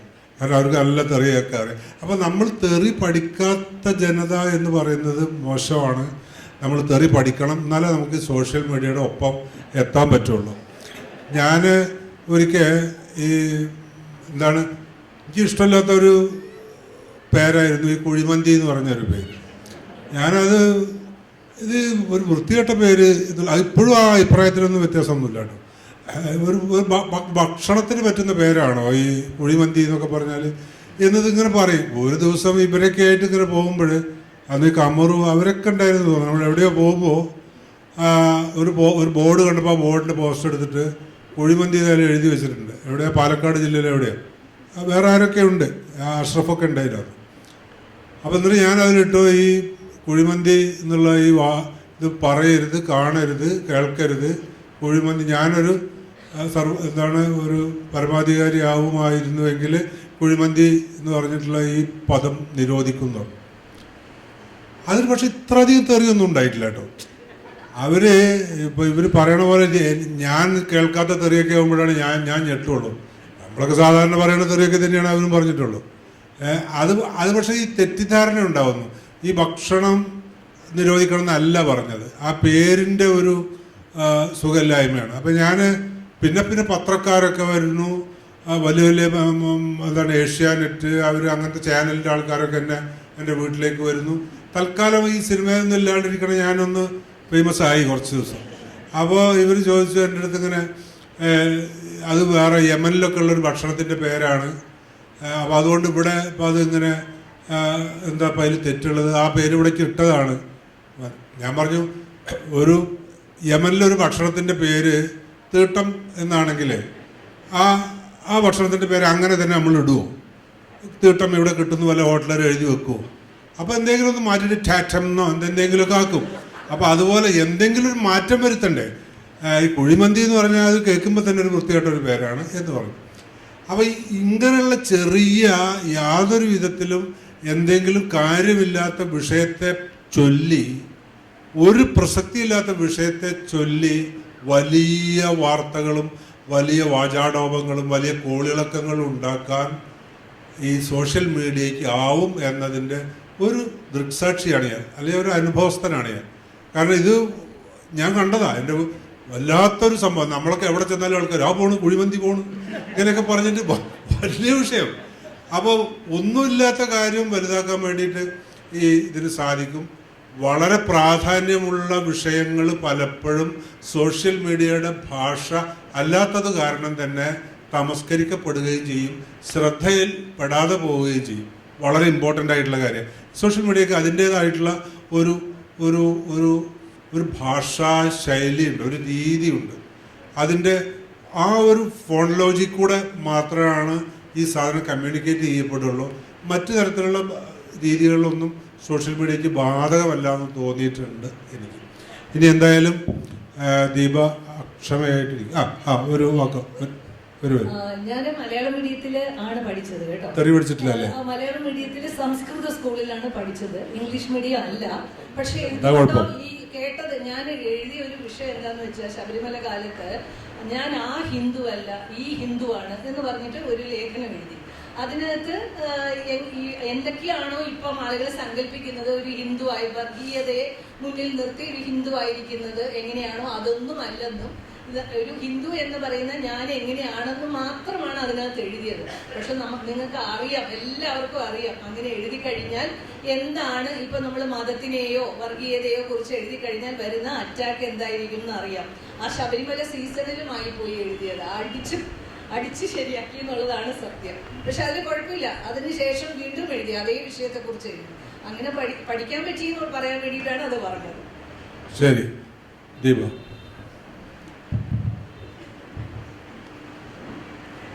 സോഷ്യൽ മീഡിയ അതിൻ്റെ സ്വാധീനത്തെക്കുറിച്ച് കേരള സാഹിത്യ അക്കാദമിയിൽ ഒരു ലിറ്ററേച്ചർ ഫെസ്റ്റിവലിൽ അതിലൊരു ചർച്ച സംഘടിപ്പിക്കുന്നു എന്നുള്ളത് തന്നെ ഒരു നിത്യവ്യവഹാരത്തിൽ ഈ ഒരു പ്ലാറ്റ്ഫോമിനെ നമുക്ക് നിരാകരിക്കാൻ സാധിക്കില്ല എന്നതിൻ്റെ ഏറ്റവും പ്രധാനപ്പെട്ട ഒരു തെളിവാണ്. അതിൻ്റെ പ്രതിലോമകരമായിട്ടുള്ള വശങ്ങൾ തീർച്ചയായിട്ടും ഒരു വശത്തുണ്ട്. നമ്മൾ പ്രതീക്ഷിക്കാത്ത അർത്ഥങ്ങൾ അത് വായിച്ച് എടുക്കുന്ന മനുഷ്യർ, അവരുടെ കമൻറ്റുകൾ, ഇപ്പോൾ ശ്രീരാമേട്ടൻ പറഞ്ഞിട്ടുള്ള അനുഭവം, അതിൻ്റെ താഴെ സുനിൽ മാഷ് ഇവിടെ ഇരിക്കുന്നുണ്ട്. താഴെ ഒരു ലൈക്ക് ഇട്ടതിൻ്റെ പേരിൽ സുനിൽ മാഷ് കൂടി ആ വിഷയത്തിലേക്ക് വലിച്ച് ഇഴക്കപ്പെട്ടിട്ടുണ്ട്. പക്ഷേ അതോടൊപ്പം തന്നെ ഒരു ഏകാധിപതി ആയാൽ എന്ന് സ്വപ്നം കാണുന്ന ശ്രീരാമേട്ടൻ എന്നെ സന്തോഷിപ്പിക്കുന്നില്ല. ഏകാധിപതിയായാൽ ഞാൻ ഈ കുഴിമന്തി എന്ന വാക്കുകൾ പ്രാദേശികമായിട്ടുള്ള വാക്കുകൾ നിരോധിക്കപ്പെടേണ്ടതാണ് എന്ന് വിശ്വസിക്കുന്ന ശ്രീരാമേട്ടൻ എന്നെ സന്തോഷിപ്പിക്കുന്നില്ല. അതുകൊണ്ട് അത്തരം വിയോജിപ്പിന് രണ്ട് ഭാഷയുണ്ട്. ഒന്ന് വിയോജിപ്പാണ്, മറ്റൊന്ന് വ്യക്തിഹത്യയാണ്. ബീഫ് ഫെസ്റ്റിന്റെ പേരിൽ ഒരു അഭിപ്രായം പറഞ്ഞതിന്റെ പേരിൽ ഞാൻ പോകുന്ന സമയത്ത് ബീഫ് പോകുന്നു എന്ന് പറയുന്നതും, ശ്രീരാമേട്ടൻ നടന്നു പോകുന്ന സമയത്ത് കുഴിമന്തി പോകുന്നു എന്ന് പറയുന്ന ഒരു സമൂഹം, ഒരു സൊസൈറ്റി പുറത്തുണ്ട്. അത് ഈ സോഷ്യൽ മീഡിയയുടെ ഒരു സ്വാധീനം കൊണ്ട് രൂപപ്പെടുന്ന ഒരു മോബിന്റെ ഒരു സ്വഭാവം. മോബില് എല്ലാത്തരം മനുഷ്യരും ഉണ്ടായിരിക്കുമല്ലോ, അതിനൊരു മുഖമൊന്നും ഉണ്ടായിരിക്കില്ല. സോഷ്യൽ മീഡിയയുടെ അതിന് തൊട്ട് മുൻപായിട്ട് കുഞ്ഞിക്കണ്ണ മാഷ് പറഞ്ഞിട്ടുള്ള വളരെ പ്രധാനപ്പെട്ട ഒരു സംഗതി മാഷ് പറയുന്നത്, ഇപ്പോൾ ഇടതുപക്ഷം സോഷ്യൽ മീഡിയ പ്ലാറ്റ്ഫോമിനെ ഉപയോഗിക്കാൻ തുടങ്ങിയിരിക്കുന്നതിന്റെ പ്രാധാന്യം തിരിച്ചറിയാൻ തുടങ്ങിയിരിക്കുന്നു എന്നാണ്. എനിക്കിപ്പോഴും അതിനോട് വിയോജിപ്പുണ്ട്. ഞാൻ കുറേ കാലം മുൻപേ തന്നെ തിരിച്ചറിഞ്ഞിട്ടുള്ളതാണ്, സോഷ്യൽ മീഡിയ ഏറ്റവും നന്നായിട്ട് ഇവിടെ ഉപയോഗിക്കുന്നത് ഇവിടുത്തെ BJP സർക്കാരാണ്. വലത് അല്ലെങ്കിൽ അത്തരം ഒരു കൃത്യമായിട്ടൊരു പ്രൊപ്പഗാൻഡ വെച്ചുകൊണ്ട് തന്നെയാണ് അവരതിൽ ഇടപെടുന്നത്. ഒരു ബിംബങ്ങളെ ഉണ്ടാക്കുന്നതിൽ വലിയ സ്വാധീനം ചെലുത്താനായിട്ട് സാധിച്ചിട്ടുണ്ട്. 2011 ആ സമയം മുതൽക്കേ തന്നെ ട്വിറ്ററിലൊക്കെ ഒരു അക്കൗണ്ട് മോദി വളരെ സജീവമായിട്ട് the real face of Facebook in India എന്നൊരു പുസ്തകമുണ്ട്. അതിൽ 2019 തിരഞ്ഞെടുപ്പിൽ എങ്ങനെയാണ് മുഖ്യധാരയിലേക്ക് അല്ലെങ്കിൽ ഇവർ കടന്നു വരുന്നതിൻ്റെ ഒരു സൂക്ഷ്മ തന്ത്രങ്ങളെ കുറിച്ച് അതിൽ വളരെ ഗംഭീരമായിട്ട് ചർച്ച ചെയ്യുന്നുണ്ട്. അപ്പൊ അതിൽ അത്തരം തന്ത്രങ്ങളിലൂടെ മുന്നോട്ട് കടന്നു വരുന്ന ഒരു വിഭാഗം, ഇപ്പോൾ കഴിഞ്ഞ ദിവസം നവമാധ്യമകാലം എന്ന വിഷയത്തിൽ പയ്യന്നൂർ സാഹിത്യോത്സവത്തിൽ ഇതുപോലൊരു ചർച്ചയുണ്ടായിരുന്നു. അവിടെ ആ ചർച്ചയിൽ എൻ്റെ ഒരു പാനലിസ്റ്റ് പറഞ്ഞ ഒരു അഭിപ്രായം, KS ചിത്രയെ പോലെയുള്ള വളരെ സാധുവായിട്ടുള്ള ഒരാളെ പോലും ഈ സോഷ്യൽ മീഡിയ ആക്രമിക്കുന്നു എന്നാണ്. KS ചിത്ര എന്ന വ്യക്തി വളരെ സാധുവായിരിക്കാം, അല്ലെങ്കിൽ അവർ വളരെ മികച്ച പാട്ടുകാരിയാണ്, അതിലൊന്നും ആർക്കും എതിരഭിപ്രായം ഉണ്ടാകാൻ സാധ്യതയില്ല. പക്ഷേ അവർ പറഞ്ഞ ഒരു കാര്യം, രാമക്ഷേത്രം ഉദ്ഘാടനത്തിന് നിങ്ങൾ അവരുടെ ഭക്തി വെളിപ്പെടുത്തുക മാത്രമല്ല ചെയ്തത്, ഒരു കേവല ഭക്തിയുടെ ഒരു ആവിഷ്കാരം മാത്രമായിരുന്നില്ല അത്. നിങ്ങൾ ആ സമയത്ത് വിളക്ക് വെച്ച് വീടുകളിൽ പ്രാർത്ഥിക്കണം എന്ന് പറയുന്ന സമയത്ത് അതിലൊരു ആഹ്വാനം കൂടി അവിടെ പ്രവർത്തിക്കുന്നുണ്ട് എന്നാണ് ഞാൻ കരുതുന്നത്. ആ ആഹ്വാനത്തിനെതിരെയാണ് ഇവിടുത്തെ സോഷ്യൽ മീഡിയയിലുള്ള മനുഷ്യര് അത് വ്യക്തിഹത്യപരമായിട്ടുള്ള പരാമർശങ്ങളൊക്കെ നീക്കി വെച്ചാലും ആ ആഹ്വാനം അത് ചോദ്യം ചെയ്യപ്പെടേണ്ടതാണ് എന്ന് ഞാൻ ഉറച്ചു വിശ്വസിക്കുന്നുണ്ട്. ഇപ്പുറത്തെ സൂരജ് എന്നുള്ള പാട്ടുകാരുടെ നേരെ ഉയർന്നിട്ടുള്ള ആക്രമണങ്ങളെ ആരും അഡ്രസ് ചെയ്യുന്നില്ല. സൂരജ് പാവാണെന്ന്, സൂരജ് ഒരു തരത്തിലുള്ള ജനാധിപത്യ വിരുദ്ധതയും ഒരു മോശം കമന്റും പറഞ്ഞിട്ടില്ല. പക്ഷെ സൂരജ് പാവാണ് എന്ന് പറയാനായിട്ട് ഇവിടെ ആരും, ഈ മുഖ്യധാര മീഡിയകൾ ആരും ഉണ്ടായിട്ടില്ല എന്നുള്ളതാണ്. ശീതൾ ഇവിടെ ഇരിക്കുന്നത്, ഞാൻ ശീതളിനെ കാണുമ്പോൾ പറയാണ്, ഒരു 10-15 വർഷം മുൻപ് ഇത്തരം ഒരു പ്ലാറ്റ്ഫോമിലേക്ക് ഈ ശീതളിനെ പോലെയുള്ള ആളുകൾക്ക് എത്രത്തോളം സ്വീകാര്യത ഉണ്ടായിരുന്നു എന്ന് നമുക്കൊന്ന് ആലോചിച്ചാൽ മതി. നമ്മുടെ കോളേജുകൾ, ചാന്തുകുട്ട് പോലെയുള്ള സിനിമകൾ ഇറങ്ങിയിട്ടുള്ള കാലത്തൊക്കെ കോളേജിൽ പഠിച്ചിട്ടുള്ള ഒരാളാണ് ഞാൻ. ആ കാലത്ത് നമ്മൾ ഉപയോഗിക്കുന്ന വാക്കുകൾ, അതിന്റെ രാഷ്ട്രീയ ശരിയില്ലായ്മകൾ അത് കൃത്യമായിട്ട് തിരിച്ചറിയുന്ന ഒരു സൊസൈറ്റി ഇവിടെ വളർന്നതിൽ സോഷ്യൽ മീഡിയയ്ക്ക് വലിയ പങ്കുണ്ട് എന്ന് തന്നെയാണ് ഞാൻ കരുതുന്നത്. അതോടൊപ്പം തന്നെ അതിന്റെ ഏറ്റവും നെഗറ്റീവായിട്ടുള്ള വശങ്ങൾ, ചില വർഗീയ അജണ്ടകൾക്കനുസരിച്ച് ഇപ്പോൾ മാഷ് പറഞ്ഞ പോലെ പലസ്തീൻ എന്ന വാക്ക് ഉപയോഗിക്കാൻ പറ്റാത്ത ഒരാളാണ്. അല്ലെങ്കിൽ ചാണകം ഒന്ന് ആലോചിച്ച് നോക്കൂ, ചാണകം എന്ന വാക്ക് ഉപയോഗിക്കാൻ പറ്റില്ല. ക്ഷേത്രാങ്കണം എന്ന വാക്ക് ഉപയോഗിക്കാൻ എനിക്ക് പറ്റില്ല, അപ്പോഴേക്കും റെസ്ട്രിക്ട് ചെയ്യും. ഞാൻ ആ പോസ്റ്റിൽ ക്ഷേത്രാങ്കണം എന്ന വാക്ക് എന്ത് പറയാനാണ് എന്ന കാര്യത്തിനെ കുറിച്ച് വളരെ കൃത്യമായിട്ടുള്ള ബോധ്യം ഉള്ളതുകൊണ്ട് തന്നെയാണ് ഇത്തരം വാക്കുകൾ, ചില വാക്കുകൾ നിയന്ത്രിച്ചുകൊണ്ട് ഒരു പ്രൊപ്പഗാൻഡ അവിടെ പ്രവർത്തിക്കുന്നുണ്ട്. വ്യക്തിപരമായിട്ടുള്ള അനുഭവങ്ങളെ ഞാൻ കൂടുതലായിട്ട് ഇവിടെ എടുത്ത് പറയുന്നില്ല, കാരണം ആ വ്യക്തിപരമായിട്ടുള്ള ദുരനുഭവങ്ങളാണ് എന്നെ ഒരു സാമൂഹ്യ ജീവിയാക്കി മാറ്റിയത് എന്നാണ് ഞാൻ കരുതുന്നത്. അതുകൊണ്ട് തന്നെ അതിന് ഞാൻ ഏറ്റവും പോസിറ്റീവായി തന്നെയാണ് ആ അനുഭവങ്ങളെ ഞാൻ എടുക്കുന്നത്. അതിൽ ചീത്തയുണ്ടായിരിക്കാം, നല്ലതും ചീത്തയായിട്ടുള്ള ധാരാളം അനുഭവങ്ങളുണ്ട്. ആ വ്യക്തിപരമായിട്ടുള്ള കാര്യങ്ങൾ ഞാൻ എൻ്റെ ഫേസ്ബുക്ക് വാളിൽ എഴുതിക്കോളാം. ഇതിൻ്റെ രാഷ്ട്രീയം എന്നുള്ളൊരു വിഷയം എനിക്ക് തോന്നുന്നു കൂടുതൽ നമ്മളിപ്പോൾ ചർച്ച ചെയ്യപ്പെട്ടു.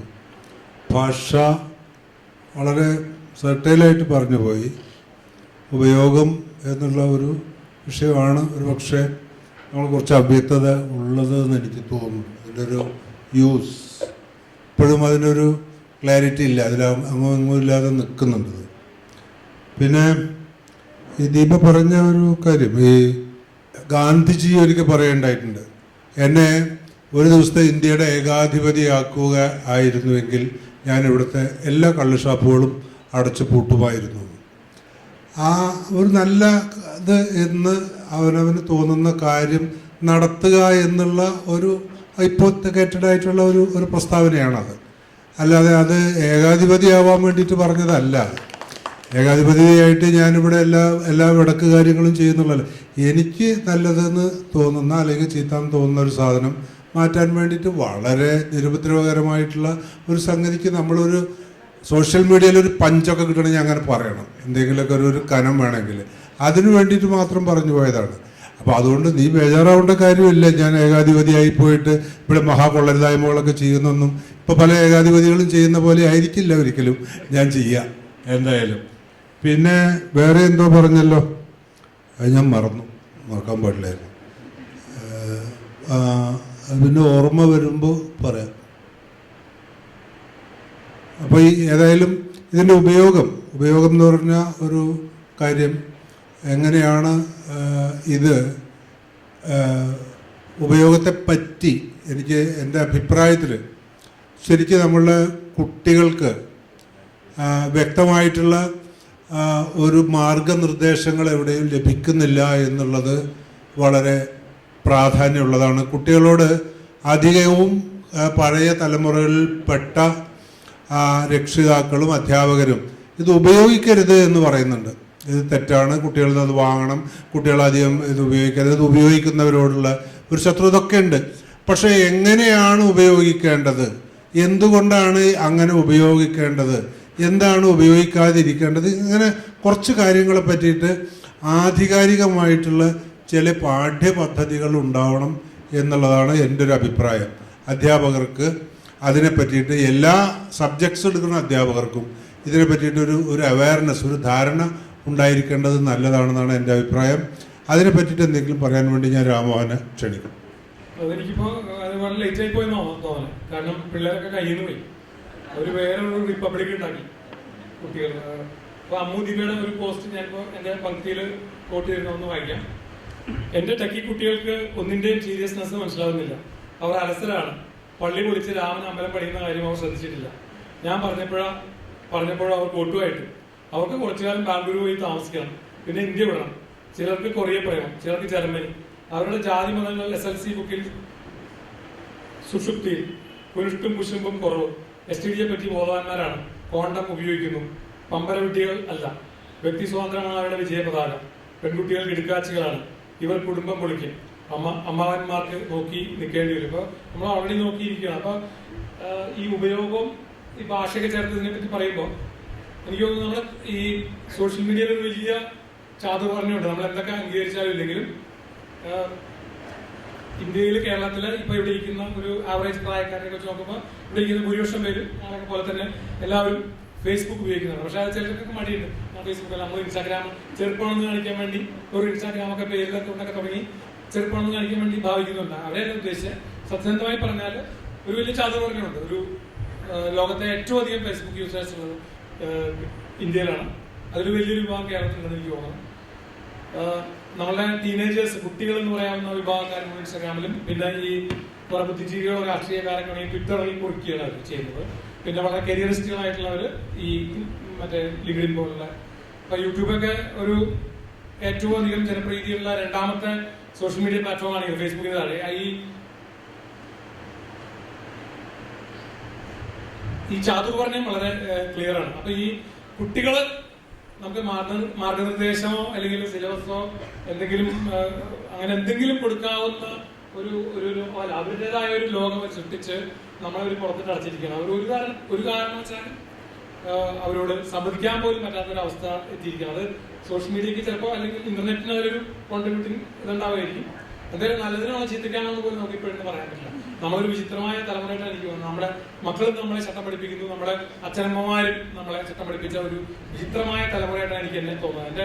എന്റെ മോളാണ് ഒരുപാട് കാര്യങ്ങൾ നമുക്ക് പറഞ്ഞു തന്നത്. അപ്പോൾ നമുക്ക് അവർക്ക് മാർഗനിർദ്ദേശങ്ങൾ അവർക്ക് അങ്ങനെ കൊടുക്കില്ല, അവർക്ക് മാർഗനിർദ്ദേശങ്ങൾ പോലും ഇങ്ങോട്ട് മേടിക്കാനുണ്ടോ നോക്കുക, നമ്മൾ ചോദിക്കുക എന്നുള്ളതാണ് പ്രായോഗികമായിട്ടുള്ള കാര്യം. അപ്പൊ ഈ ഇടതുപക്ഷമൊക്കെ എന്താ ചെയ്യാൻ പോണെന്ന് എനിക്കിപ്പോഴും ഒരു വലിയ ഒരു ക്യൂരിയോസിറ്റിയും അത്ഭുതവും പേടിയും ഒക്കെ ഉണ്ട്. അതുകൊണ്ടാണ് ഈ ഇൻസ്റ്റഗ്രാമിലും എന്റെ സഖാവെ ഒരു നവകേരള സദസ് ഒരു ഹെഡ്ലൈൻ ഇടാൻ വേണ്ടി ഞാൻ തുനിഞ്ഞത്. അപ്പൊ അങ്ങനെ ആലോചിക്കുമ്പോൾ എന്തായിരിക്കും ഇത് എങ്ങോട്ടാണ് പോണെന്നുള്ളൊരു സംഭവം. ഈ ചാതുർവർണ്ണയം നമ്മളെ വളരെ വാട്ടർഡൈറ്റ് ആയിട്ടുള്ള ഈ ചാതുർവർണ്ണയം എങ്ങോട്ടായിരിക്കും നമ്മളെ കൊണ്ടുപോകും, എങ്ങനെ നമ്മൾ അങ്ങോട്ട് കണ്ടു. ഇതൊരു ആഗോള, നമ്മൾ പണ്ടത്തെ രീതിയിലൊക്കെ ഈ പറഞ്ഞ ഒരു ആഗോള എന്താ പറയാ ഗൂഢാലോചനയാണ്. CIA ആണ് ഇങ്ങനെ കുട്ടികളെ ഇൻസ്റ്റാഗ്രാം കൊണ്ടു തളച്ചിട്ടെന്നൊക്കെ പറയുന്നത്. ഇപ്പൊ അതൊന്നും പറയാനുള്ള സ്കോപ്പില്ല.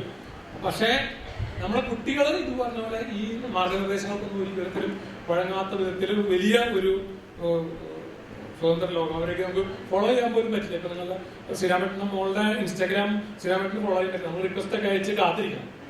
അപ്പൊ അവരൊരു വേറെ ലോകത്താണ് ജീവിക്കുന്നത്. അപ്പൊ അതിന്റെ ഉപയോഗം അങ്ങനെ പറയാൻ പറ്റും. പിന്നെ വേറെ രീതി പറഞ്ഞാല് കേരളം നമ്മളൊക്കെ അറിയാം കൺസ്യൂമർ സ്റ്റേറ്റ് ആണ്. അതിന്റെ ഒരു സ്വഭാവം ഭയങ്കരമായിട്ട് ഇതിലുണ്ട്. അപ്പൊ ഈ ഫേസ്ബുക്കിന്റെ നീലസാരി അവസാനിക്കില്ലടാ മോനെ, വിശ്വാസന പോയി കിടന്നുറങ്ങണമെന്ന് സ്വയം തന്നെ പറയാൻ തോന്നാണ്. കാരണം നമ്മളെല്ലാവരും ഭയങ്കരമായിട്ട് അതിഭീകരമായിട്ട് ഡൂം സ്ക്രോളിംഗ് ചെയ്യുന്നവരാണ്. ഇത് രാത്രി ഫുൾ ടൈം ഇങ്ങനെ തോണ്ടി ഇങ്ങനെ എല്ലാവരും പറയുന്ന നിർവ്വാണങ്ങൾ നോക്കിയിട്ട് നമ്മൾ ഒരുപാട് പ്രൊഡക്റ്റീവായിട്ടുള്ള സമയങ്ങൾ പോകുന്നത് ഒരു വലിയ പ്രധാന പ്രശ്നം കൂടി ഇതിലുണ്ട്. ഈ നമ്മുടെ സ്വാതന്ത്ര്യത്തിന്റെ ഒക്കെ പേര് പറഞ്ഞ് വലിയ ജനാധിപത്യം കൊണ്ട് നമുക്ക് പറയുന്നത്. അതുപോലെ ഈ ഭാഷയുടെ കാര്യം പറയുമ്പോൾ എനിക്കൊന്ന് കേരളത്തിലെ രാഷ്ട്രീയം എന്ന് പറയുമ്പോൾ ഇടതുപക്ഷവും അല്ലെങ്കിൽ ഇവിടുത്തെ സെക്യുലറിസ്റ്റ് ബുദ്ധികളൊക്കെ ഏറ്റവും അധികം ഉപയോഗിക്കുന്ന പദം സംഘി എന്നുള്ള പദം. സംഘി എന്നുള്ള പദം പിന്നെ ഈ സംഘികൾ എന്ന് വിളിക്കപ്പെടുന്നവർ ഉപയോഗിക്കുന്ന പ്രധാനമായിട്ട് പദം സുഡാപ്പി എന്നുള്ളതാണ്.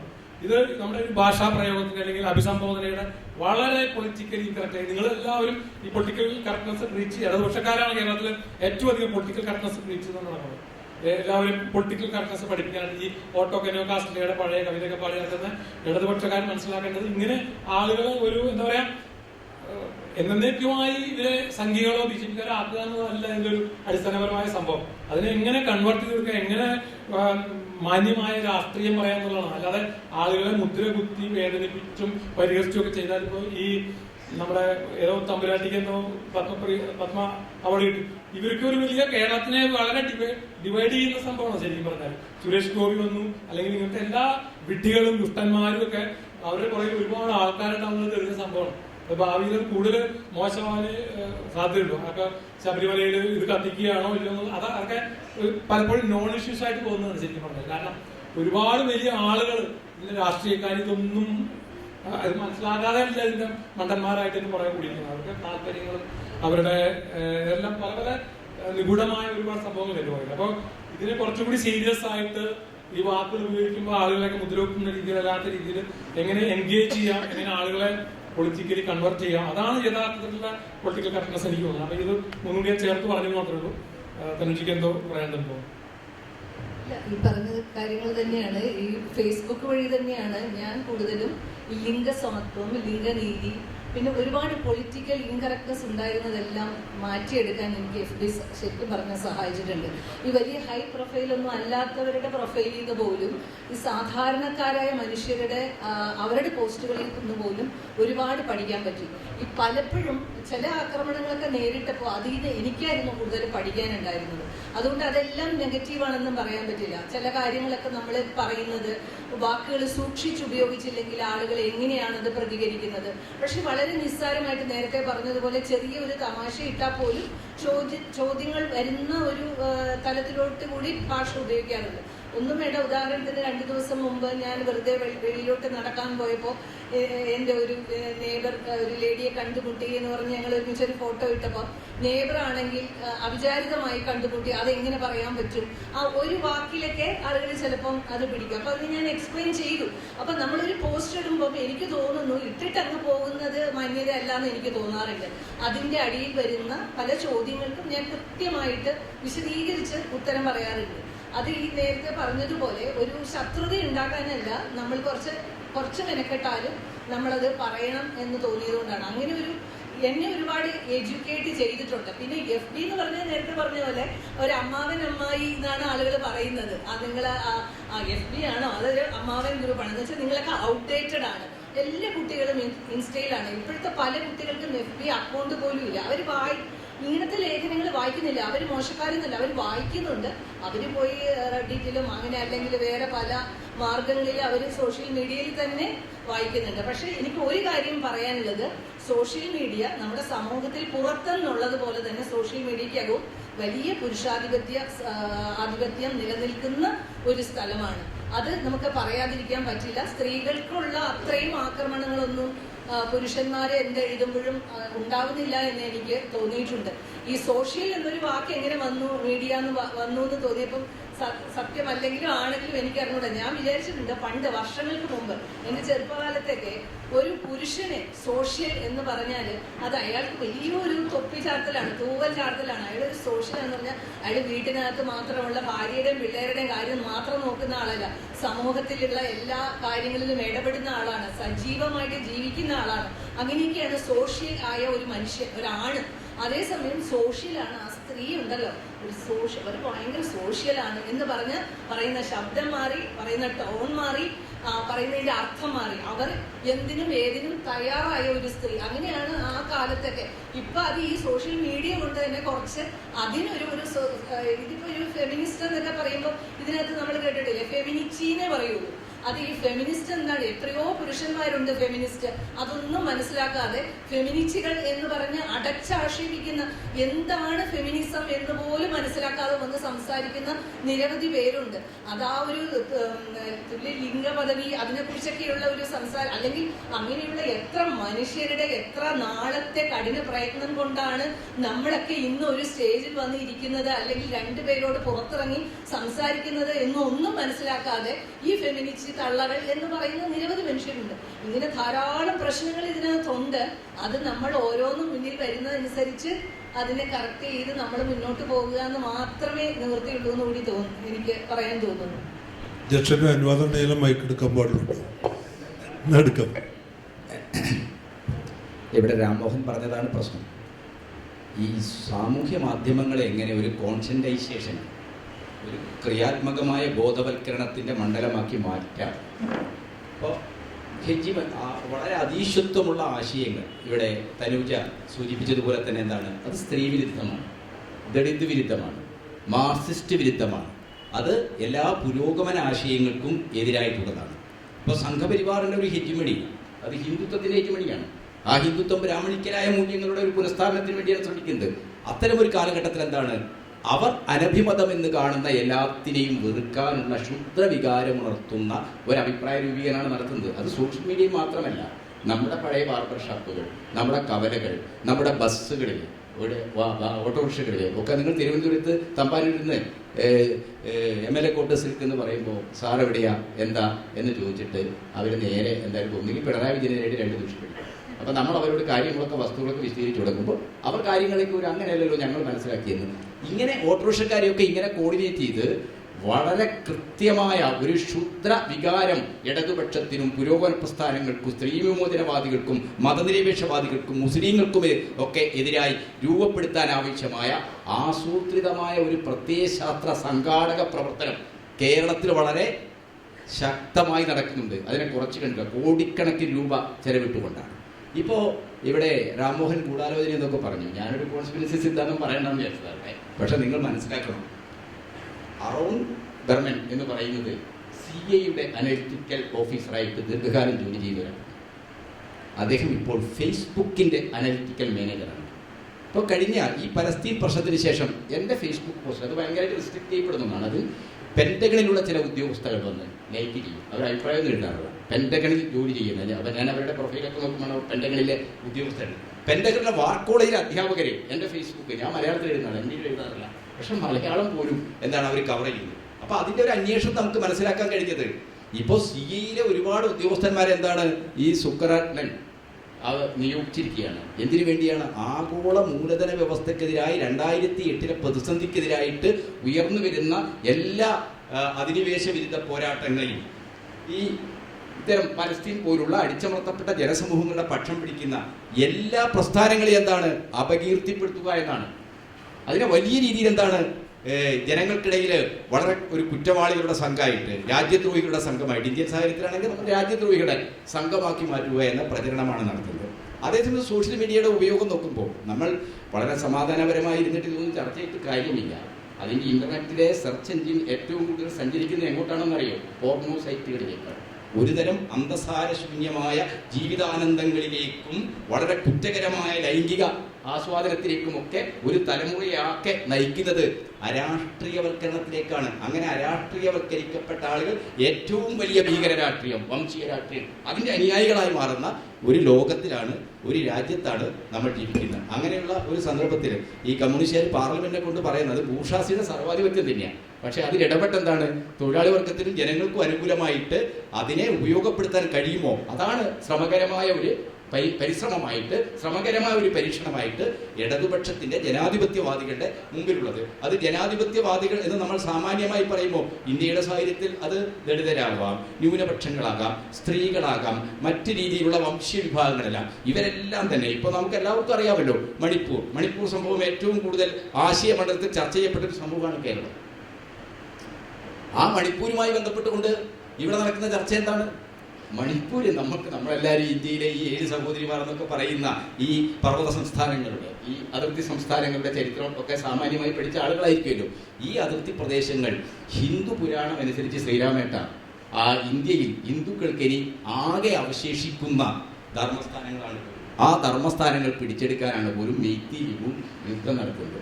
എൻ്റെ വീട്ടിനടുത്തുള്ള ഒരു RSS സുഹൃത്ത് എനിക്ക് ക്ലാസ് എടുത്തത് ഈ കാര്യമൊക്കെ. അദ്ദേഹത്തിന് ഇതെന്താ കിട്ടിയ പ്രമോദ് സിംഗ് എന്ന് പറയുന്ന ഈ മൈത്തി ലിപുവിന്റെ മേധാവി. നമ്മൾ ഈ സോഷ്യൽ മീഡിയയുടെ ഉപയോഗത്തിൽ നിന്ന് പൊളിറ്റിക്സിലേക്ക് പോയി കഴിഞ്ഞാൽ ഒരു അന്തം ഉണ്ടാവില്ലല്ലോ. എവിടെയാ ചെന്ന് അവസാനിക്കുക? അങ്ങനെ സോഷ്യൽ മീഡിയക്ക് ഇമ്പോർട്ടൻസ് കൊടുത്തുകൊണ്ടുള്ള ഒരു ചർച്ചയാണ് നമ്മൾ ആഗ്രഹിക്കുന്നത്. ഞാനൊന്ന് പറഞ്ഞ് അവസാനിപ്പിച്ചോട്ടെ. സോഷ്യൽ മീഡിയയെ പൊളിറ്റിക്കലായി ഉപയോഗിച്ചുകൊണ്ടാണ് അതീശത്വ ശക്തികൾ, ആഗോള കോർപ്പറേറ്റ് മൂലധന ചിന്താ കേന്ദ്രങ്ങൾ രൂപപ്പെടുന്ന വംശീയവാദികൾ പ്രവർത്തിക്കുന്നത്.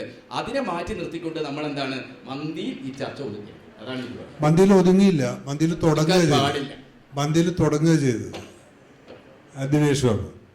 രാംമോഹൻ നേരത്തെ പറഞ്ഞൊരു വിഷയമുണ്ട്. അതായത് ഞാനിപ്പം ഈ പത്മശ്രീ കൊടുത്തതിനെതിരെ പിന്നെ ആ വിഷയത്തിലേക്ക് എടുക്കാൻ വേണ്ടിയിട്ടില്ല. അതിൻ്റെ കാതൽ എന്താണ് എന്ന് സോഷ്യൽ മീഡിയ ചർച്ച ചെയ്തു എന്നുള്ളൊരു വിഷയം ഞാൻ പറഞ്ഞത്. തീർച്ചയായിട്ടും അതിന് പല അഭിപ്രായമുള്ളവരുണ്ടാവും. നമുക്കിപ്പോൾ ആരോടും വിരോധത്തിൻ്റെ പ്രശ്നത്തിൻ്റെ കാര്യമല്ല. പൊളിറ്റിക്സ് എന്ന് പറയുന്നത് ഇതെല്ലാം കൂടെ കൂടിയതാണ്. അതുകൊണ്ട് അത് ചർച്ച ചെയ്യപ്പെടേണ്ട വിഷയങ്ങൾ തന്നെയാണെന്നാണ് എനിക്ക് തോന്നിയിട്ടുള്ളത്. മറ്റൊന്ന് പിന്നെ ഇവിടെ പറഞ്ഞ ഉപയോഗത്തിൻ്റെ കാര്യം പറഞ്ഞു. ഞാനൊരു കാര്യം ഇടയ്ക്ക് പറഞ്ഞോട്ടെ. ഈ ഇടതുപക്ഷത്തിൻ്റെ ഒരു പ്രശ്നം ചർച്ച ചെയ്തു, ശരി. പക്ഷേ ഇതിന്റെ ലൈക്കും ചർച്ചകളും മുഴുവൻ ഇടതുപക്ഷക്കാർ മാത്രമാണ്. അതൊരു വേറൊരു കമ്പാർട്ട്മെന്റ് പോലെ വന്നിട്ട് നിങ്ങളുടെ ആൾക്കാരോട് മാത്രം പറയുകയും അവരുടെ നിന്നുള്ള ലൈക്കുകളും ചർച്ചകളും മേടിക്കുകയും ചെയ്യും. ഇത് അങ്ങോട്ട് കിടക്കുന്നില്ല എന്നുള്ളതാണ്. ആരോഗ്യകരമായ രീതിയിൽ അങ്ങോട്ട് കിടക്കുന്നില്ല എന്നുള്ളതാണ്. ഒരു ഡയലോഗ് സംഭവിക്കുന്നില്ല. നിങ്ങൾക്ക് ഇതിന്റെ ഒരു കണ്ണാടിക്കൂട്ടിനുള്ളിൽ നിന്ന് സംസാരിക്കുമ്പോൾ ഇത് മനസ്സിലാവില്ല. ഈ ലൈക്ക് ചെയ്യുന്ന മുഴുവൻ നിങ്ങളുടെ ആൾറെഡി കൺവെർട്ടഡ് ആയിട്ടുള്ള നിങ്ങളുടെ പിൻഗാമികളാണ്. അതായത് ഈ മതം മാറിയവരെ വീണ്ടും മതം മാറ്റേണ്ട ആവശ്യമില്ല എന്ന് പറയാറുണ്ട്. ഇത് പറഞ്ഞ പോലെയാണ്. പക്ഷേ സോഷ്യൽ മീഡിയ എന്ന് പറയുന്ന സാധനത്തിൻ്റെ ഒരു പരിമിതി അല്ലെങ്കിൽ പരിമിതിയില്ലായ്മ അതാണ്. അതായത് നമ്മളുടെ റീച്ചിന് പുറത്തേക്ക് ഈ സാധനം പോകണം, ആ ചർച്ചയാവണം എന്ന് തന്നെയാണ് അതിൻ്റെ സംഭവം. പക്ഷെ ഞാൻ പറയുന്നത് ഇത് ഏതെങ്കിലും കോണിൽ ചർച്ചയാവുന്നുണ്ടെങ്കിൽ അത് ഉപയോഗപ്പെടട്ടെ എന്നാണ് ഞാൻ പറയുന്നത്. പിന്നെ ഇത് ഉപയോഗത്തിൻ്റെ കാര്യം പറഞ്ഞു. നല്ലതാണോ ചീത്തയാണോ, അല്ലെങ്കിൽ എങ്ങനെയാണ് ഇത് നല്ലതായിട്ട് തോന്നുന്നു, അല്ലെങ്കിൽ ഇപ്പോൾ ഞാൻ ഉപയോഗിക്കുന്നു സോഷ്യൽ മീഡിയ ഉപയോഗിക്കുന്ന രീതി എന്നെ സംബന്ധിച്ച് ശരിയാണെന്ന് ധാരണ പുറത്താണ് ഞാൻ വ്യക്തിയല്ല പറയണത്. ഇപ്പോൾ ഒരു ഇലക്ഷന് മുമ്പ് അമിത്ഷാ തന്നെ പറഞ്ഞത് ഒറ്റ ക്ലിക്കിൽ 25 ലക്ഷം പേർക്ക് ഞങ്ങളുടെ സോഷ്യൽ മീഡിയ മെസ്സേജ് എത്തിക്കാൻ പറ്റും എന്ന് അന്നത്തെ ഒരു കാലത്ത് പറഞ്ഞു. അപ്പോൾ അത് ചില പത്രപ്രവർത്തകർ അന്വേഷിച്ചു എങ്ങനെ ഇത് ടെക്നിക്ക് എന്താണെന്ന്. അപ്പോൾ ഈ സോഷ്യൽ മീഡിയയുടെ അൽഗോരിതം തന്നെ പൊളിച്ചെഴുന്ന തരത്തിലേക്കുള്ള ക്ലാസ്സുകൾ ഇവർ നടത്തിക്കൊണ്ടിരിക്കുകയാണ്. അതായത് പ്രധാനപ്പെട്ട പ്രവർത്തകരെ വിളിച്ചിട്ട് എങ്ങനെയാണ് സോഷ്യൽ മീഡിയ കമ്പനി ലിമിറ്റുകളെ മറികടന്ന് എങ്ങനെ ഇതിൻ്റെ റീച്ച് കൂട്ടാം, എണ്ണം കൂട്ടാം എന്നുള്ള അൽഗോരിതം, അതായത് സാങ്കേതികമായിട്ട് പോലും പഠിപ്പിച്ചിട്ടാണ് ഇത് ഈ പരിധിക്ക് പുറത്തേക്ക് വിടുന്നത് എന്ന് ഞാൻ ഇവിടെ വായിച്ചിട്ടുണ്ട്. എന്ന് പറഞ്ഞു. പിന്നെ ഉപയോഗത്തിൻ്റെ കാര്യം പറഞ്ഞു.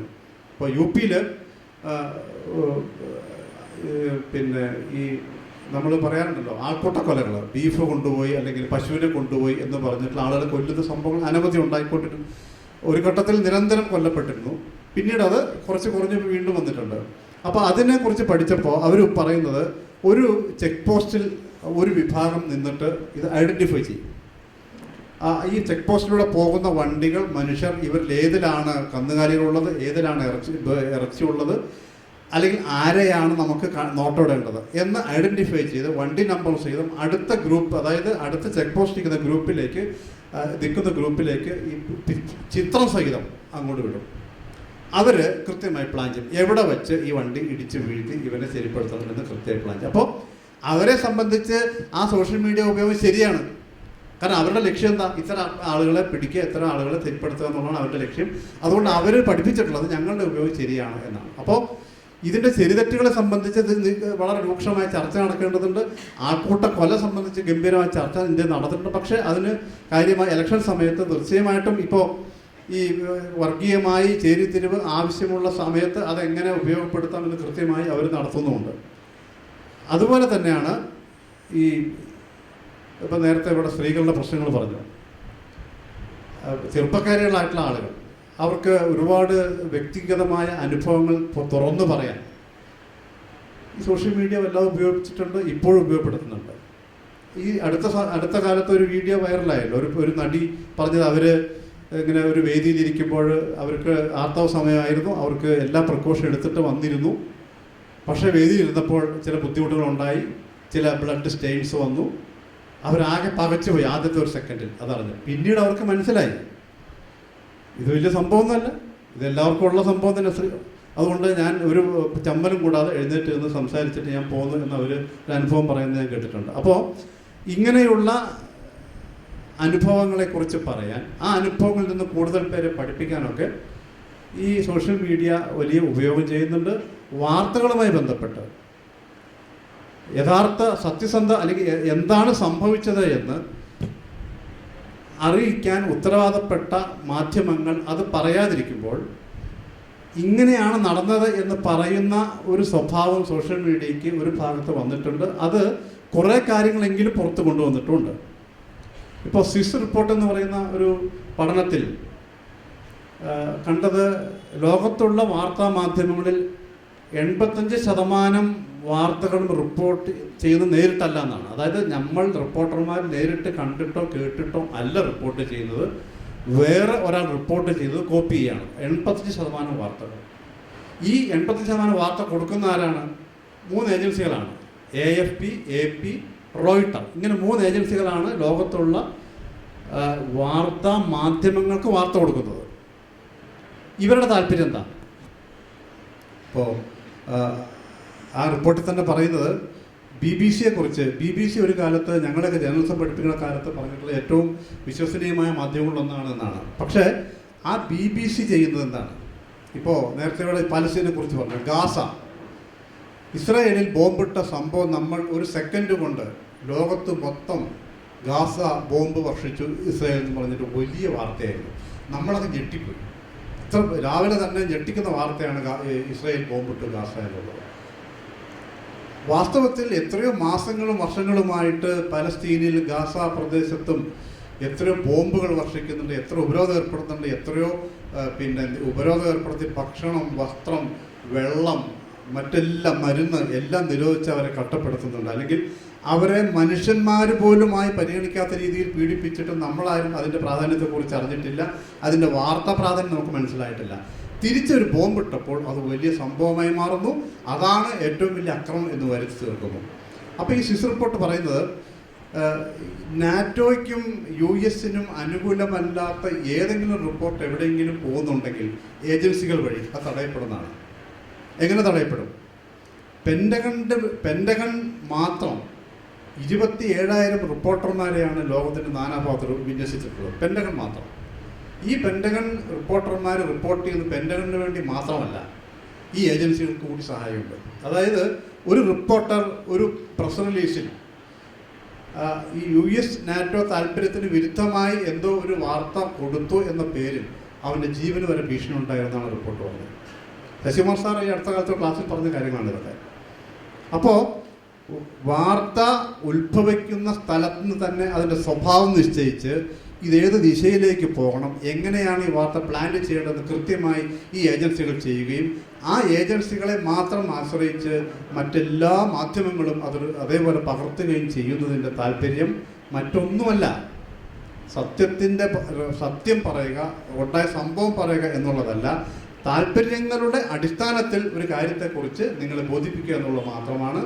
അങ്ങനെയുള്ള മാധ്യമ ലോകത്ത് ഒരു പരിധിവരെ കുറേയെങ്കിലും സത്യങ്ങളെ കൊണ്ട് കാണിക്കാൻ, ഞാൻ നേരത്തെ പറഞ്ഞത്, ഈ ഇസ്രായേലിൽ ഗാസ ബോംബ് വർഷിച്ച ശേഷം കുറേ പേര് ബന്ദികളാക്കി. അതിലൊരു സ്ത്രീയെ അവർ പുറത്തു വിട്ടു. ആ സ്ത്രീ ഒരു ഇൻ്റർവ്യൂ കൊടുക്കുന്നുണ്ട്. ആ ഇൻ്റർവ്യൂ BBC കാണിക്കുന്നുണ്ട്. അതിൽ ആ സ്ത്രീ പറയുന്നത്, ഞങ്ങൾ ജീവൻ പോയി എന്ന് വിചാരിച്ചാണ് ഞങ്ങൾ വണ്ടി കയറിയത്. ഞങ്ങളെ ഒരു അജ്ഞാത സ്ഥലത്ത് കൊണ്ടുപോയി നിർത്തി. ഞങ്ങളാകെ ഭയചകിതരായി. ഇങ്ങനെ അവർ ഭയചകിതരായി ഞങ്ങളെ അങ്ങനെ കൊണ്ടുപോയി ഇങ്ങനെ കൊണ്ടുപോയി എന്ന് പറയുന്ന ഭാഗം മാത്രം കാണിച്ചിട്ട് ബാക്കി കട്ട് ചെയ്യാണ് BBC-യിൽ.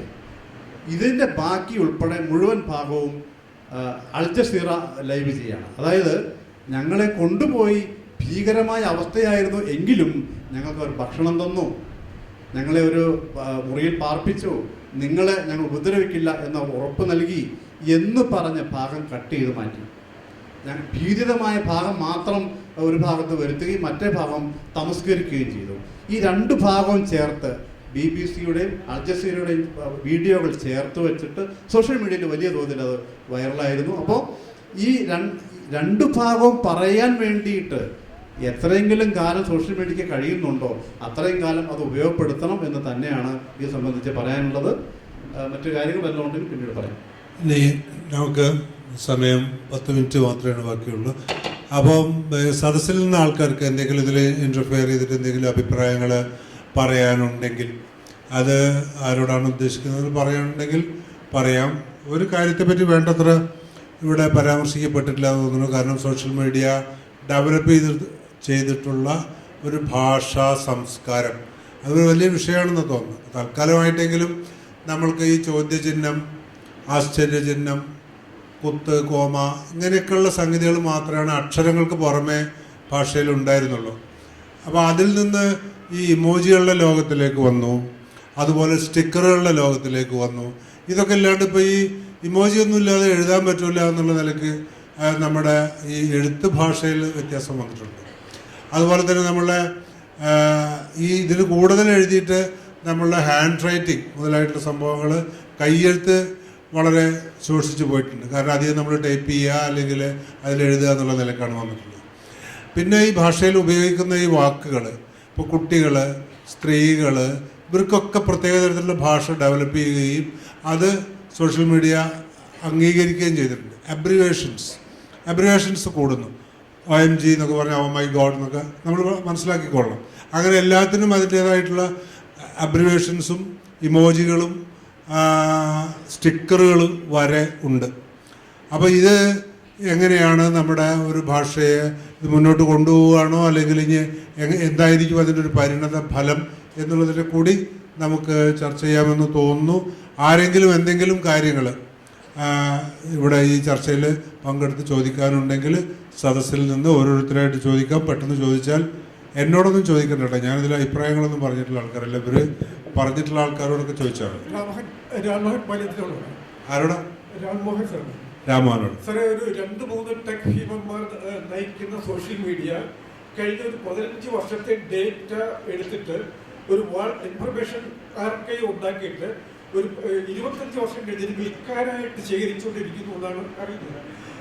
ഈ തരത്തിൽ വേറെ സംശയം ചോദിക്കാനുള്ളത്, ഈ ഡീപ് ഫേക്ക്, നിർമ്മിത ബുദ്ധി നയിക്കുന്ന ഡീപ് ഫേക്ക് നമ്മുടെ ഒരൊറ്റ ഫോട്ടോ മതി നമ്മൾ ഏത് തരത്തിലും മാറ്റി തീർക്കാം.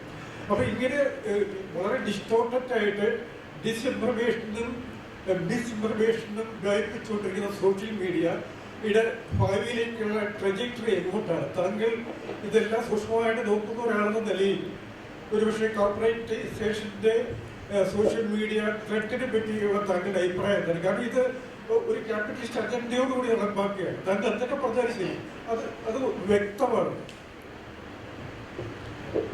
എനിക്ക് മുഴുവൻ അങ്ങോട്ട് കേട്ടില്ല കേട്ടോ, ഞാൻ പറഞ്ഞത് രാമോന് മനസ്സിലായില്ലേ? ആദ്യം സംസാരിച്ചപ്പോൾ അത് ഞാൻ പറഞ്ഞിരുന്നു തന്നെയാണ് ഞാൻ വിചാരിക്കുന്നത്. ഇപ്പൊ 1, 2, 3, 4 ഉപയോഗിക്കുന്നവരുടെ എണ്ണത്തിലെ എണ്ണം നോക്കി കഴിഞ്ഞാൽ 1, 3, 4 സ്ഥാനത്തുള്ള സോഷ്യൽ മീഡിയകളെല്ലാം ഈ സക്കർബർഗിന്റെ കമ്പനിയുടെ. സക്കർബർഗ് എന്ന് പറഞ്ഞാൽ ജർമ്മൻ ഭാഷയിൽ സക്കർ എന്ന് പറഞ്ഞാൽ ഹിന്ദിയിലെ സക്കർ തന്നെയാണ്, ചക്കര, പഞ്ചാരമല എന്നാണ് അർത്ഥം ഈ സക്കർബർഗ്. അതാണെങ്കിൽ നമ്മൾ ഉറുമ്പുകളെ പോലെ ഈ ഇദ്ദേഹത്തിന്റെ ഈ പ്ലാറ്റ്ഫോമുകളിലെ ചുറ്റും പഞ്ചാരമല. മറ്റത് കുട്ടൻബർഗ് എന്ന് പറഞ്ഞാൽ നല്ല മലയായിരുന്നു, അച്ചടിയുടെ ആള് നല്ല മലയായിരുന്നു, ഇത് പഞ്ചാരമലയാണ് ഈ സക്കർബർഗ്. അപ്പൊ കഴിഞ്ഞ 2019 ഇലക്ഷനിൽ ഫേസ്ബുക്ക് വളരെ മോശമായ രീതിയിൽ BJPക്ക് അനുകൂലമായിട്ട് നിലപാടെടുത്തു എന്നുള്ളത് ഞാൻ പറഞ്ഞു ഞാൻ മനസ്സിലാക്കണം. അതുപോലെ ഈ ട്രംപിന്റെ ഇലക്ഷനിൽ മറ്റേ പുട്ടിന്റെ സഹായത്തോടു കൂടി വലിയ കൃത്രിമത്വങ്ങൾ സോഷ്യൽ മീഡിയ ക്യാമ്പയിൻ നടപ്പാക്കി 2024 നടപ്പാക്കി. ഇതിന്റെ അടിസ്ഥാനപരമായ സംഭവം ഈ പണം കൊടുക്കുക എന്നുള്ളതല്ല. BJP വലിയ രീതിയിൽ ഫേസ്ബുക്കിന് മെറ്റയ്ക്ക് വലിയ രീതിയിൽ 2019 അതിലും വലിയ തുക ഇപ്പൊ 2024 കൊടുക്കും. കേന്ദ്രത്തിലും കേരളത്തിലും 2 തവണ പുറത്തിരിക്കുന്ന കോൺഗ്രസ്സുകാർക്ക് 5 പൈസ ഉണ്ടാവില്ല. അവരുടെയൊക്കെ വല്ല നോട്ടീസ് അടിച്ചാൽ പോലും കാശ് കിട്ടാത്ത അവസ്ഥ, അങ്ങനെയൊക്കെ ഒരു അവസ്ഥയുണ്ട്. അത് വലിയ ഭീഷണിയാണ് ജനാധിപത്യത്തിന്. ഇത് സോഷ്യൽ മീഡിയയിൽ കൂടെ വരാൻ പോകുന്ന എല്ലാ രാഷ്ട്രീയ തീരുമാനങ്ങളും ഈ BJP കൊടുക്കാൻ പോകുന്ന മെറ്റയ്ക്ക് കൊടുക്കാൻ പോകുന്ന, പണ്ട് വലിയ പത്രമുതലാളിമാർക്കൊക്കെ ആയിരുന്നു കൊടുത്തിരുന്നത്. കേരളത്തിലേക്ക് ചെറുകിട അവരെല്ലാം നിഷ്പ്രഭരായി. വലിയ സോഷ്യൽ മീഡിയ ആഗോള ഭീമന്മാർ വന്നപ്പോൾ പത്രമുതലാളിമാരൊക്കെ നിഷ്പ്രഭരായി. ഇവർക്ക് കൊടുക്കാൻ പോകുന്ന, അപ്പൊ സാർ പറഞ്ഞ പോലെ ഇതെങ്ങനെയൊക്കെയാണ് ഇവർ ഉപയോഗിക്കാൻ പോകുന്നതെന്ന് പറയാൻ പറ്റില്ല. അങ്ങനെ തുടക്കത്തിൽ പറഞ്ഞ സോഷ്യൽ മീഡിയ എന്നൊക്കെ ഒരു വ്യാജമായ ഒരു വാക്കിൽ പറയുന്നുണ്ടെങ്കിലും ഇത് 2-3 സ്വകാര്യ കമ്പനികളുടെ കീഴിലാണ്. അപ്പൊ അവര് തന്നെ തീരുമാനിക്കും. അതുകൊണ്ടാണ് ഞാൻ പറഞ്ഞത് ഇതൊരു വലിയ നിഷ്കളങ്കമായിട്ടോ വലിയ ആവേശത്തോടു കൂടിയോ എടുത്തിയാടി പുറപ്പെടാനുള്ള ഒന്നുമില്ല എന്ന് ഞാനൊരു 15 വർഷത്തിലധികമായിട്ട് ഇത് ഉപയോഗിക്കുന്ന ആളെന്നല്ല ഞാൻ പറഞ്ഞത്. ഇനി എന്തെങ്കിലും ചോദിക്കാനുണ്ടോ? നമസ്കാരം. ഒരു ചോദ്യമായിട്ടോ അല്ലെങ്കിൽ ഒരു വിയോജിപ്പായിട്ടോ കണക്കാക്കാം, എന്തെന്നായാലും കുഴപ്പമില്ല. രാമോഹൻ സാറിനോടാണ്. നിലവിൽ 2024 പത്മശ്രീ, പത്മഭൂഷൺ, പത്മവിഭൂഷൺ പുരസ്കാരങ്ങൾ പ്രഖ്യാപിക്കുമ്പോൾ അതിൽ പത്മശ്രീ ലഭിച്ചിട്ടുള്ളത് 8 മലയാളികൾക്കാണ്. അതിൽ തന്നെ 2 സ്ത്രീകൾക്കാണ് പത്മശ്രീ ലഭിച്ചത്. അതിലൊന്ന് പാർവതി ബർവ എന്നാണ് ഒരു ലേഡിയുടെ പേര്. അവർക്ക് കിട്ടിയത് എന്തിനാണെന്ന് ചോദിച്ചാല് രാജ്യത്തെ, അതായത് ഇന്ത്യയിലെ തന്നെ ആദ്യത്തെ വനിതാ ആനപ്പാപ്പ എന്നുള്ള രീതിയിലാണ് പാർവതി ബർവയ്ക്ക് ആ ഒരു പുരസ്കാരം ലഭിക്കുന്നത്. രണ്ടാമത്തെ വ്യക്തിയാണ് താങ്കൾ പറഞ്ഞ Aswathi Thirunal Gowri Lakshmi Bayi the so called തമ്പുരാട്ടി എന്നുള്ള ലേബലിൽ അറിയപ്പെടുന്ന വ്യക്തിയാണ്. അപ്പൊ പുള്ളിക്കാരത്തേക്ക് കൊടുത്തേക്കുന്ന മേഖല എന്ന് പറയുന്നത് വിദ്യാഭ്യാസവും സാംസ്കാരികവും മാത്രമാണ്. അപ്പോ പ്രിയപ്പെട്ട സാറിനോട് എനിക്ക് പറയാനുള്ളത്, അത് എന്തിന് അല്ലെങ്കിൽ എന്തുകൊണ്ട് അങ്ങനെ ഒരു പുരസ്കാരം ആ വ്യക്തിക്ക് ലഭിച്ചു എന്ന് ചർച്ച ചെയ്തത് ഇടതുപക്ഷ മാധ്യമങ്ങളും ഇടതുപക്ഷ അനുഭാവികളും മാത്രമല്ല, ഞങ്ങൾ ഉൾപ്പെടുന്ന ഒരു വലിയ വിദ്യാർത്ഥി സമൂഹം അതിനെ ചോദ്യം ചെയ്തു. അതിന്റെ കാരണം തിരുവിതാംകൂറിൽ സൗജന്യമായിട്ട് പ്രൈമറി വിദ്യാഭ്യാസം ലഭ്യമാക്കി കൊടുത്ത ഗൗരി പാർവതിബായിനെ ഞങ്ങൾക്കൊക്കെ അറിയാം. പക്ഷേ തിരുവനന്തപുരം ഉൾപ്പെടുന്ന കേരളത്തില് ഈ പറഞ്ഞ ഗൗരി ലക്ഷ്മി ബായി വിദ്യാഭ്യാസ മേഖലയിലോ അല്ലെങ്കിൽ സാഹിത്യ മേഖലയിലോ എന്തെങ്കിലും സംഭാവനകൾ നൽകിയിട്ടുണ്ടോ എന്നുള്ളത് ഞങ്ങളുടെ മുന്നിലും ഒരു വലിയ ചോദ്യമാണ്. അതുകൊണ്ട് എന്തുകൊണ്ട് എന്നുള്ള ചോദ്യങ്ങൾ വ്യക്തിഹത്യയായി മാറുന്നു എന്നൊരു തോന്നലുണ്ട് എന്നുണ്ടെങ്കിൽ അത് വെറും തോന്നലുകൾ മാത്രമാണെന്നാണ് എനിക്കൊരു അഭിപ്രായം പറയാനുള്ളത്. Thank you. ഒരു ചോദ്യം കൂടി. അതായത് ഇവിടെ ഉള്ള വേദിയിലുള്ള ആളുകൾ പൊതുവെ പ്രകടിപ്പിച്ചിട്ടുള്ള വികാരം ഈ പുതിയ തലമുറയ്ക്ക് ഗൈഡൻസ് കൊടുക്കണം എന്നുള്ളതാണ്. എനിക്ക് റിക്വസ്റ്റ് ചെയ്യാനുള്ളത്, ദയവ് ചെയ്ത് പുതിയ തലമുറയെ വെറുതെ വിടുക. അവർ വളരെ ഇന്റലിജന്റ് ആണ്, അവർ വളരെ ബ്രൈറ്റ് ആണ്. നമ്മളെക്കാൾ ഈ തലമുറയേക്കാൾ എത്രയോ പാദം മുന്നിലാണ്. അവരെ പിന്നെ ഈ മാർഗനിർദ്ദേശം കൊടുത്തിട്ട് തയ്യാറാക്കരുതെന്ന് മാത്രമേ എനിക്ക് പറയാനുള്ളൂ. പിന്നെ ജനാധിപത്യം ഈ പിന്നെ ന്യൂസ് റൂമുകളിലുള്ള പിന്നെ ഈ നായന്മാരും നമ്പൂതിരിമാരും കൂടി കുക്ക് ചെയ്യുന്ന വാർത്തകൾക്കിടയിൽ ജനാധിപത്യപരമായ തെരുവുകളിലെ ഡയലോഗാണ് സോഷ്യൽ മീഡിയയിലുള്ളത്. അപ്പൊ ആ സ്പേസിനെ അംഗീകരിക്കാനും അതിനോട് ജനാധിപത്യപരമായ സമീപനം പുലർത്താനും നമുക്ക് കഴിയേണ്ടതുണ്ട്. മുതിർന്നവർക്ക് എന്ന ഒരു റിക്വസ്റ്റാണ് എനിക്ക് പറയുന്നത്. ചർച്ചയില് നമ്മൾ രണ്ടും പറഞ്ഞിരുന്നു കേട്ടോ, പുതിയ കുട്ടികളിൽ നിന്ന് നമ്മൾ പഠിക്കണം എന്ന് അദ്ദേഹം പറയുകയുണ്ടായി. ശരിക്കും പറഞ്ഞാൽ നമ്മുടെ മക്കളിൽ നിന്നും കൊച്ചുമക്കളിൽ നിന്നൊക്കെയാണ് ഞങ്ങളൊക്കെ തന്നെ പലതും പഠിക്കുന്നത്. അതുകൊണ്ട് പുതിയ തലമുറയെ നമുക്ക് ഒരിക്കലും മാറ്റി നിർത്താൻ പറ്റില്ല. സോഷ്യൽ മീഡിയ ഏറ്റവും നന്നായിട്ട് ഉപയോഗിക്കുന്നതും അവർ തന്നെയാണ്. പല പല പ്ലാറ്റ്ഫോംസ് ഉണ്ടെന്ന് തോന്നുന്നത്. അവസാനമായിട്ട് ഒരു കാര്യം കൂടി ഞാൻ പറയുന്നു. സ്വാതന്ത്ര്യം, ഞാനും വിചാരിക്കുന്നു സ്വാതന്ത്ര്യം കിട്ടി, എൻ്റെ കാര്യങ്ങൾ പറയാൻ ഒരു ഫ്രീഡം ഓഫ് എക്സ്പ്രഷന് വേണ്ടിയിട്ട് ഒരു സ്ഥലം കിട്ടി എന്ന് വിചാരിക്കുമ്പോൾ തന്നെ ഇവിടെ നിന്ന് ചർച്ച ചെയ്തതിൽ നിന്ന് മനസ്സിലായല്ലോ ആ ഒരു സ്വാതന്ത്ര്യം പോലും വളരെ റെസ്ട്രിക്റ്റഡ് ആണ്. ഞാൻ എന്തെഴുതിയാലും വിസിബിലിറ്റി കിട്ടില്ല. നമ്മൾ എഴുതുന്ന വാക്കുകൾ, ഉപയോഗിക്കുന്ന ഭാഷ, എടുക്കുന്ന സബ്ജക്റ്റ്, ഇതൊക്കെ വെച്ചിട്ടാണ് വിസിബിലിറ്റി കിട്ടുന്നത്. അപ്പം നമുക്ക് ആരുടെയും ഔദാര്യമില്ലാതെ ഒരിടത്ത് പ്രസിദ്ധീകരിക്കാൻ ഒരു സ്പേസ് ഉള്ളപ്പോൾ തന്നെ നമുക്ക് ആ സ്വാതന്ത്ര്യം ഉണ്ടാവുകയും അതേസമയം ആ സ്വാതന്ത്ര്യം കാര്യമായി വിനിയോഗിക്കാൻ പറ്റാതെ വരികയും ചെന്ന സന്ദർഭം സോഷ്യൽ മീഡിയയിലുണ്ട്. ഒരു കാര്യം കൂടി, കാലം എന്തായാലും മുന്നോട്ടേ പോകുള്ളൂ, പുറകോട്ട് പോകുന്ന പ്രശ്നമേ ഇല്ല. അപ്പോൾ ഇന്ന് നമ്മൾ ഉപയോഗിക്കുന്ന ടെക്നോളജീസ് എന്തായാലും അത് ഇല്ലാതെ പോകുന്ന ഒരു പ്രശ്നമില്ല. മുന്നോട്ട് പോകുമ്പോൾ ഇതിൽ നിന്നും മെച്ചപ്പെട്ട് എങ്ങനെ ടെക്നോളജി ഉപയോഗിക്കും. അപ്പൊ സോഷ്യൽ മീഡിയയെ മാറ്റി നിർത്തിക്കൊണ്ട് ഇനി ഒരു സമൂഹം ഇവിടെ ഉണ്ടാവില്ല. ഈ വിധത്തിലല്ലെങ്കിൽ പുതിയ പ്ലാറ്റ്ഫോംസ് അത് രൂപീകരിക്കപ്പെട്ടു വരും. അപ്പൊ അതിനനുസരിച്ച് നമ്മൾ മുന്നോട്ട് അത് പഠിച്ച് നമ്മുടെ അവസാന കാലം വരെ നമ്മളും പുതിയ തലമുറയും വന്ന് നമ്മളെ പഠിപ്പിക്കാനും വന്നുകൊണ്ടേയിരിക്കും എന്നാണ് എനിക്ക് തോന്നിയിട്ടുള്ളത്. എല്ലാവർക്കും എന്റെ വശത്തുനിന്ന് വരുന്നത്. എല്ലാവർക്കും നമസ്കാരം. ഒരു ചോദ്യം കൂടി സഖാവ് KT കുഞ്ഞിക്കണ്ണൻ സഖാവിനോടാണ് ചോദിക്കുന്നത്. ഇതൊരു സോഷ്യൽ മീഡിയയുടെ കാലാണ് എന്നുള്ളതാണല്ലോ നമ്മൾ ചർച്ച ചെയ്യുന്നത്. അത് തന്നെയാണ് നമ്മളെ യഥാർത്ഥത്തിൽ നമ്മുടെ മുമ്പിൽ സംഭവിച്ചുകൊണ്ടിരിക്കുന്നത്. നമ്മൾ എന്ത് പറയുമ്പോഴും ഇവിടെ ഈ പാനലിലിരിക്കുന്ന ആളുകൾ തന്നെ ചിലപ്പോൾ എന്തെങ്കിലും പറയുമ്പോൾ അല്ലെങ്കിൽ എന്തെങ്കിലും എഴുതാൻ പോകുമ്പോൾ ഒന്നുകൂടി ആലോചിക്കേണ്ട ഒരു കാലം ഇപ്പോൾ നമ്മളുടെ മുൻപിലുണ്ട്. പക്ഷേ നേരത്തെ ഇവിടെ സൂചിപ്പിക്കപ്പെട്ടതുപോലെ ഈ ചർച്ചയിൽ വന്നതുപോലെ അത് കൃത്യമായിട്ട് നമ്മളുടെ ഇടതുപക്ഷ രാഷ്ട്രീയ പ്രസ്ഥാനങ്ങൾ മനസ്സിലാക്കുന്നുണ്ടോ എന്നുള്ള ഒരു ചോദ്യമാണ് എനിക്കുള്ളത്. അതിൻ്റെ ഒരു കാര്യം ഞാൻ പറയുന്നത്, ഇപ്പോൾ 2019 ഒരു തെരഞ്ഞെടുപ്പ് കഴിഞ്ഞപ്പോൾ അന്ന് മുതലേ BJP എന്ന് പറയുന്ന ഇന്ത്യയിലെ ഏറ്റവും വലിയ വലതുപക്ഷ രാഷ്ട്രീയ പ്രസ്ഥാനം 2024 തെരഞ്ഞെടുപ്പിനെ പറ്റി ചിന്തിക്കുകയും അന്ന് മുതൽ തന്നെ അവര് അതിന്റെ പ്രവർത്തനങ്ങൾ ആരംഭിക്കുകയും ചെയ്തു. നമ്മൾ, അതായത് ഇടതുപക്ഷം ഇപ്പോഴാണ് യഥാർത്ഥത്തിൽ ഈ കാര്യങ്ങളെ പറ്റി ചിന്തിക്കുന്നത്. അത് അതിന്റെ നമ്മൾ പരമ്പരാഗതമായിട്ട് തുടർന്നു വരുന്ന അതിന്റെ സംഘടനാ ശൈലിയുടെ ഒക്കെ ഒരു ഭാഗമാണ്. ഇത് സോഷ്യൽ മീഡിയയെ സംബന്ധിച്ച വിഷയമല്ല പറയുന്നത്. അത് തന്നെയാണ് സോഷ്യൽ മീഡിയ ചുരുക്കൂ. ഈ ഒറ്റ കാര്യമാണ് ഞാൻ ചോദിക്കുന്നുള്ളൂ. ഞാൻ ചോദിക്കുന്ന ചോദ്യം അതാണ്, ഈ ഒരു സോഷ്യൽ മീഡിയ കാലത്തെ യഥാർത്ഥ ബോധത്തോടു കൂടി ഇടതുപക്ഷ പ്രസ്ഥാനങ്ങൾ മനസ്സിലാക്കുന്നുണ്ടോ? അതിന്റെ ഭാഷയെ കൃത്യമായി അഡ്രസ് ചെയ്യാൻ ഇടതുപക്ഷ പ്രസ്ഥാനങ്ങൾക്ക് സാധിക്കുന്നുണ്ടോ എന്നാണ് എന്റെ ചോദ്യം. ഇവിടെ ഉന്നയിക്കപ്പെട്ട ചോദ്യം ഇടതുപക്ഷം ആത്മവിമർശനപരമായി കാണുന്ന കാര്യമാണ്. അത് രണ്ട് തരം പ്രശ്നങ്ങളുണ്ട്. ഒന്നിവിടെ ദിനേശ് വർമ്മ ശരിയായി സൂചിപ്പിച്ചു, ഈ സോഷ്യൽ മീഡിയയുടെ അൽഗോരിതത്തെ തന്നെ മറികടക്കാൻ കഴിയുന്ന രീതിയിലുള്ള സോഫ്റ്റ്വെയർ നിർമ്മാണം ഉൾപ്പെടെയുള്ള നിരവധി മണ്ഡലങ്ങളിലേക്ക് ഇടതുപക്ഷം പോകേണ്ടതുണ്ട്. ഞങ്ങളുടെയൊക്കെ ഒരു തലമുറയിൽ നിന്ന് വ്യത്യസ്തമായ ഒരു പുതിയ തലമുറ സാമൂഹ്യ മാധ്യമ രംഗത്ത് സജീവമായിട്ട് തുടങ്ങിയിട്ടുണ്ട്. അവർ ഗൗരവമായി ഇക്കാര്യത്തെക്കുറിച്ച് അന്വേഷിക്കാനും പഠിക്കാനൊക്കെ സന്നദ്ധമാകുന്നുണ്ട്. അതോടൊപ്പം തന്നെ നമ്മളൊരു പരിമിതിയായിട്ട് കാണുന്നത് ജനകീയ പ്രസ്ഥാനങ്ങളുടെ, ബഹുജനങ്ങളുടെ പ്രസ്ഥാനങ്ങളുടെ ഒരു പരിമിതി എന്ന് പറയുന്നത് അതിന് മൂലധനമില്ല എന്നുള്ളതാണ്.